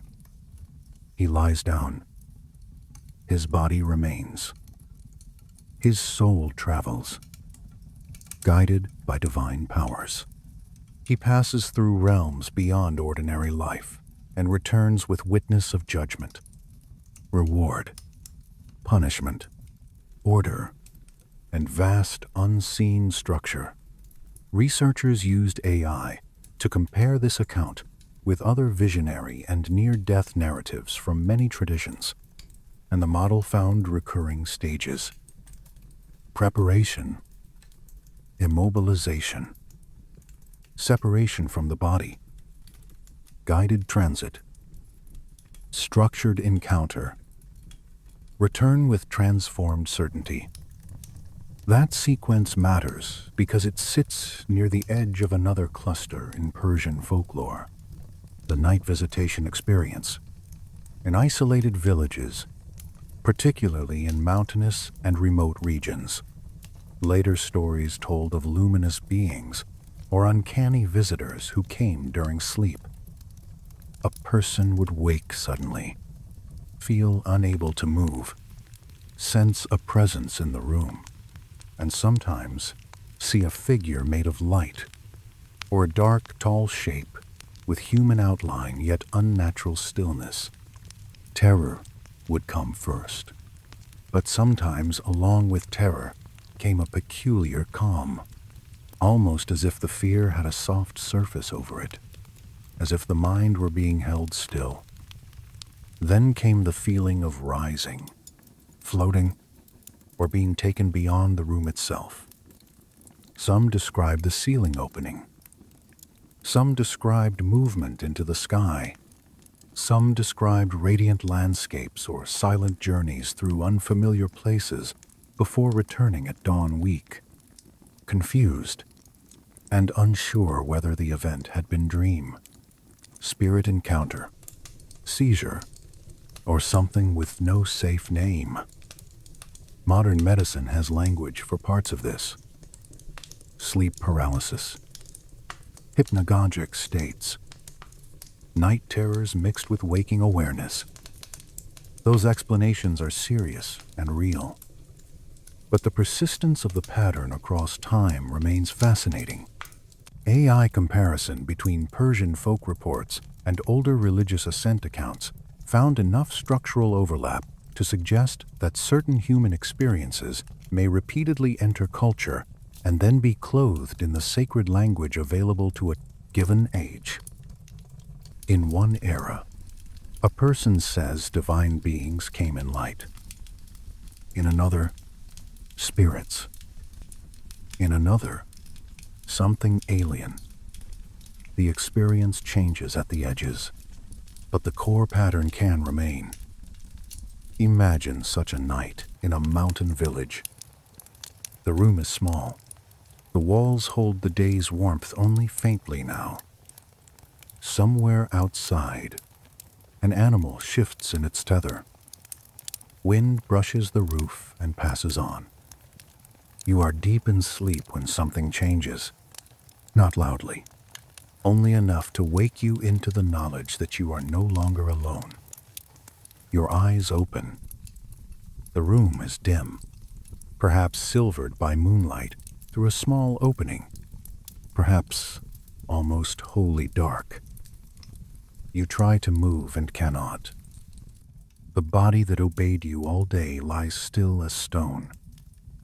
A pressure gathers in the chest, in the corner, or beside the bed, or in the doorway. There is a shape. It is not clear in the ordinary way clear things are. It is known before it is seen. Tall, quiet, present. Then a brightness, sometimes around it, sometimes within it, sometimes nowhere visible and yet unmistakable. Panic rises. Then something stranger. The panic does not finish its climb. It levels. It becomes awe, dread softened into suspension. A moment later, there is the feeling of lifting, of leaving, of being carried through darkness that is not empty. This kind of account would have sounded perfectly at home in a land already filled with sacred mountains, radiant kingship, sky travel, and thresholds between worlds. Persia did not need modern theories in order to imagine contact with the beyond. It already possessed a rich vocabulary of luminous presence, heavenly motion, and altered passage. There are also scattered historical traditions from the era of conquest and empire, in which strange lights appear around major rulers. Later accounts, tied to Cyrus the Great, speak of celestial signs linked with his destiny. Some describe a brilliance or star-like omen associated with the glory that chooses a king. Ancient observers saw providence in such things. Their descendants remembered the story because it fit the old pattern. Rule descends. Light marks. Heaven selects. AI cross-referencing of royal legitimacy language across Persian and Mesopotamian corpora found that chosenness is often visualized in downward terms. Favor comes from above. Kings do not merely seize authority. They receive it, or claim to. And once one begins to notice how often light descends in these texts, the old idea of an eastern gate takes on a different softness. It no longer sounds only like a mechanical portal hidden in rock. It begins to sound like a region where the upper world repeatedly brushes the human one in narrative, symbol, trance, weather, and perception. The gateway may be ritual before it is technological, experiential before it is material. Yet for ancient people, that distinction may have mattered very little. A place where divine radiance enters history is already a kind of gate. The mountains prepared the imagination. The temples formalized approach. The Persian sky stories supplied the moving presence itself.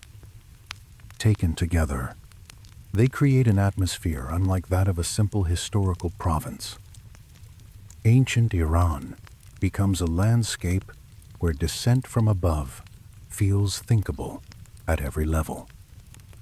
In epic, in religion, in folk fear, in kingship, in private night experience.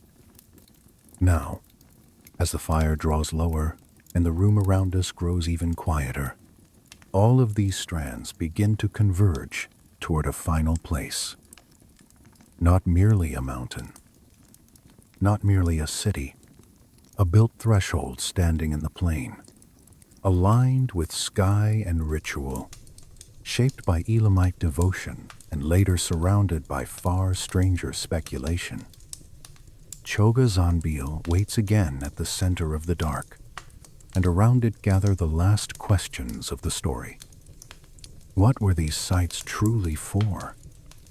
What did ancient people believe would happen there? And what if modern AI, by comparing architecture, myth, geography, and sacred pattern all at once, has only just begun to show us how deliberate the old design really was? We return now to the silent monument that has been waiting in the background of everything. Chogha Zanbil. In daylight, it is an archaeological site, a preserved Elamite ziggurat rising from the plain of southwestern Iran. In the older imagination, it is far more than that. A sacred city, a staged ascent, a center built not for comfort or trade, but for nearness. And in the modern imagination, especially in alternative history circles, it has become something even stranger, a possible node in a network of ancient gates, a place where architecture, geography, ritual, and the old human hunger for contact may once have converged with unusual intensity. Researchers have used AI to compare the layout of Chogha Zanbil with other sacred complexes across the ancient Near East, including Mesopotamian ziggurats, selected ritual centers in Iran, and older temple mountain concepts preserved in comparative myth. The model identified a set of recurring features that matter to our final question.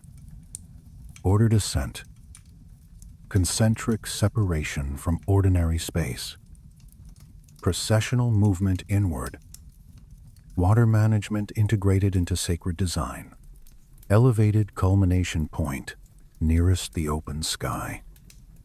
These features do not prove a literal stargate, but they do show that ancient builders repeatedly created places whose function was to shape perception, control approach, and intensify the sense that a threshold between human and divine had been carefully prepared. Chogha Zanbil was built under the Elamite king Untash-Napirisha around the 13th century before the Common Era. Even the age of it feels difficult to hold in the mind. More than 3,000 years of sunlight, wind, and silence have passed across those bricks. The sacred city around it was known in antiquity as Durantash. Massive walls, enclosed temples, courtyards, reservoirs, and living spaces for those who served the rites. At the heart of the complex stood the stepped tower itself, originally rising much higher than it does today. Each level narrowed the world. Each ascent stripped away the ordinary. At the summit stood the shrine, the point of greatest nearness. Not because the gods require altitude like birds, but because ancient humans felt altitude as a language of approach. Imagine entering the outer precinct in the late evening. The plain is wide and almost empty. Wind moves softly over packed ground. The last light lies low on the ruined brick, turning it for a few minutes into muted gold. Beyond the walls, distance remains vast. Within them, the world begins to organize itself around center. Steps lead the body. Boundaries guide the eye. Space is no longer neutral. It has intention. That is what sacred architecture does at its highest level. It teaches the body what the mind is supposed to feel. AI models examining movement pathways inside ritual complexes have shown how strongly such sites can choreograph emotion. Open to enclosed, broad to narrow, low to high, outer to inner, profane to consecrated, even without any surviving priest to explain the meaning. The arrangement itself carries a logic that the body understands. Chogha Zanbil seems to have been designed to move a person into altered relation with place. The farther inward one goes, the more the surrounding world falls away. The higher one climbs, the more the sky dominates. This is not accidental architecture. It is psychological and theological design expressed through mud brick, wall, stair, and horizon. Some alternative researchers go further. They speak of planetary nodes, dimensional gates, ancient energy corridors, and a network of sacred sites aligned not only with the heavens, but with unseen currents in the earth. Many of these claims remain speculative, and they should remain labeled that way. There is no mainstream archaeological proof that Chogha Zanbil functioned as a machine in the modern sense, or that hidden technology lies beneath the plane waiting to be switched back on. Yet, what makes the speculation endure is not merely appetite for fantasy. It is the undeniable fact that ancient peoples, again and again, invested enormous labor into building places meant to mediate contact with what they considered higher powers. If the literal Stargate language goes too far, the threshold language remains very close to the truth of the site. AI-based archaeoastronomical analysis has added another layer. By comparing site orientation, reconstructed horizons, and celestial cycles visible in the ancient sky, researchers found patterns suggesting that timing and alignment mattered. Whether these alignments served calendrical, ritual, symbolic, or experiential purposes can still be debated. But they strengthened the impression that Chogha Zanbil was not only a monument of faith, it was a monument of coordination. Earth, wall, water, stair, and sky were meant to work together. Water itself is easy to overlook when the eye is caught by the tower. Yet water may be one of the deepest clues. The complex included sophisticated water arrangements, and across the ancient world, water often participates in rites of purification, reflection, and cosmic order. A still basin beneath a rising tower does more than store water. It mirrors heaven. It places the sky at ground level. It doubles the world. At night, under stars, such a basin turns darkness into depth. It becomes another threshold, not climbed like steps, but entered with the eye. Now imagine the site at full ritual life. Lamps burn in ordered positions.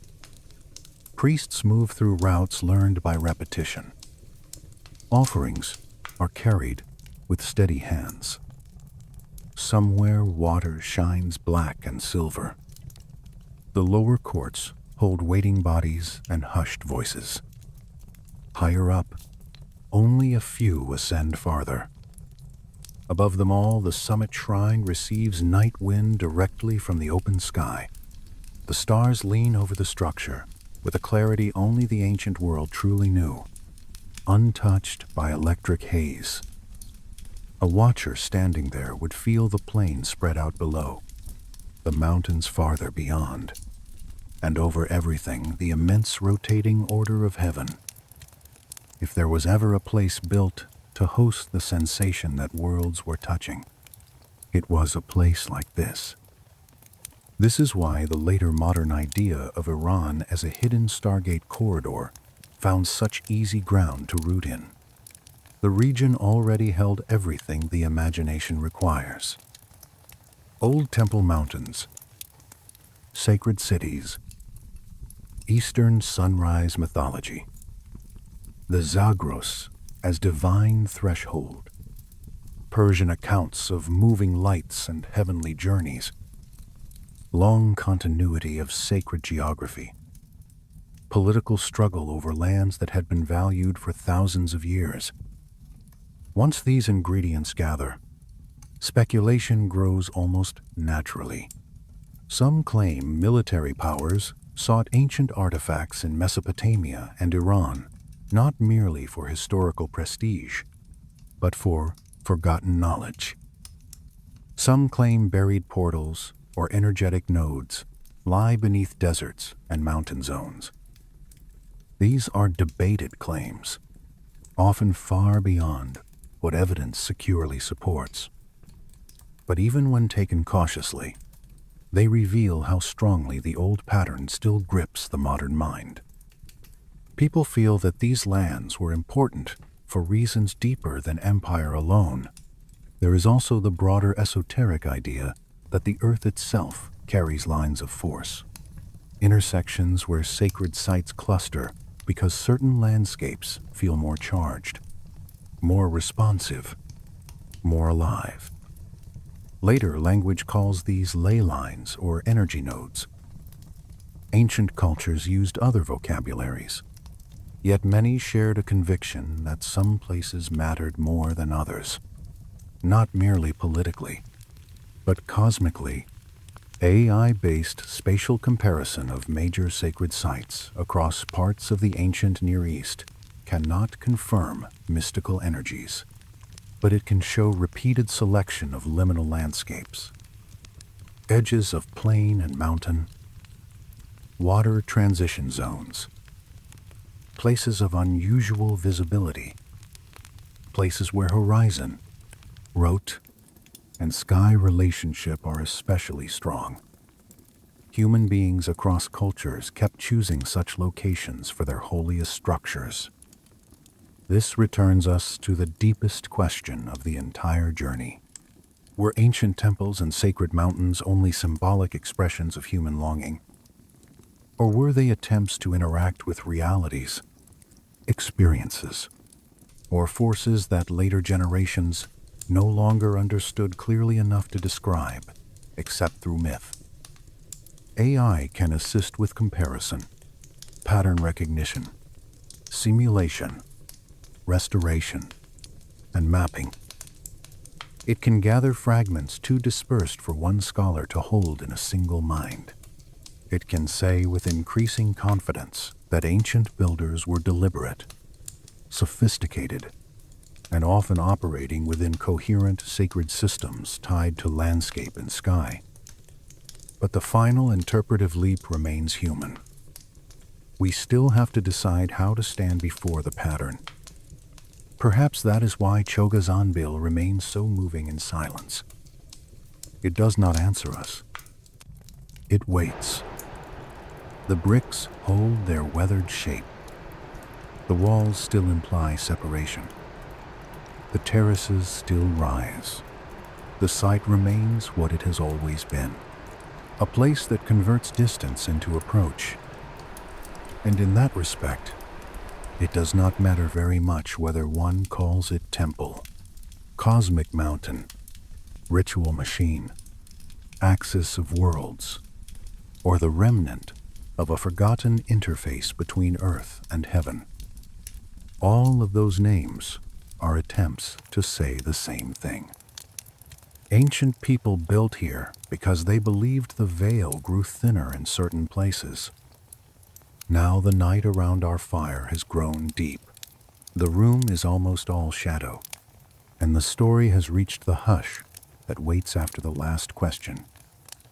Iran, in this telling, was never merely the eastern background of Mesopotamia. It was a threshold world in its own right, a land of Elamite bridges, Zagros gates, sacred ascent, moving rites, royal radiance, night visitations, and temples that seem to have been designed to hold the human body still while the mind turned upward. The old texts, the mountains, the myths, and the ruins all lean toward the same intuition. Somewhere between plain and ridge, shrine and sky, ancient people believed contact was possible.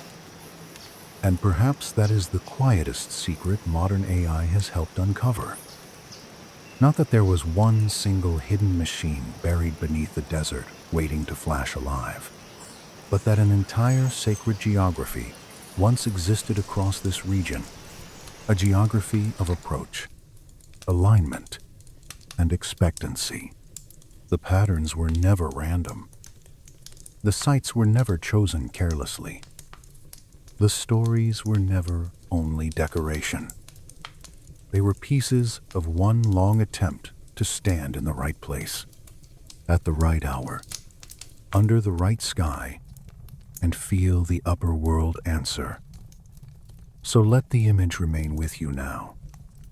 The plain cooling after sunset, the dark wall of the Zagros beyond, the stepped body of Chogha Zanbil rising level by level out of the earth, a basin of still water holding the stars, a priest pausing on the stair, a watcher lifting his eyes toward a moving light, the old question resting above him like a second sky.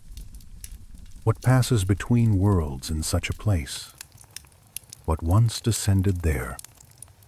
What ancient people thought they were preparing for? And whether, in the deepest quiet, the earth still remembers. Perhaps the final comfort of these ruins is that they do not demand belief. They only ask for attention, brick by brick, wall by wall, stair by stair. They preserve the shape of longing. They preserve the memory of a people who thought the universe could be approached, not anywhere, but somewhere chosen, somewhere prepared, somewhere where silence, altitude, water, and starlight could be gathered into one patient act of waiting. And if that waiting was never fully answered in a form we would call proof, it still gave rise to temples, myths, kingdoms, prayers, and the enduring human sense that the world is deeper than it first appears. Good night.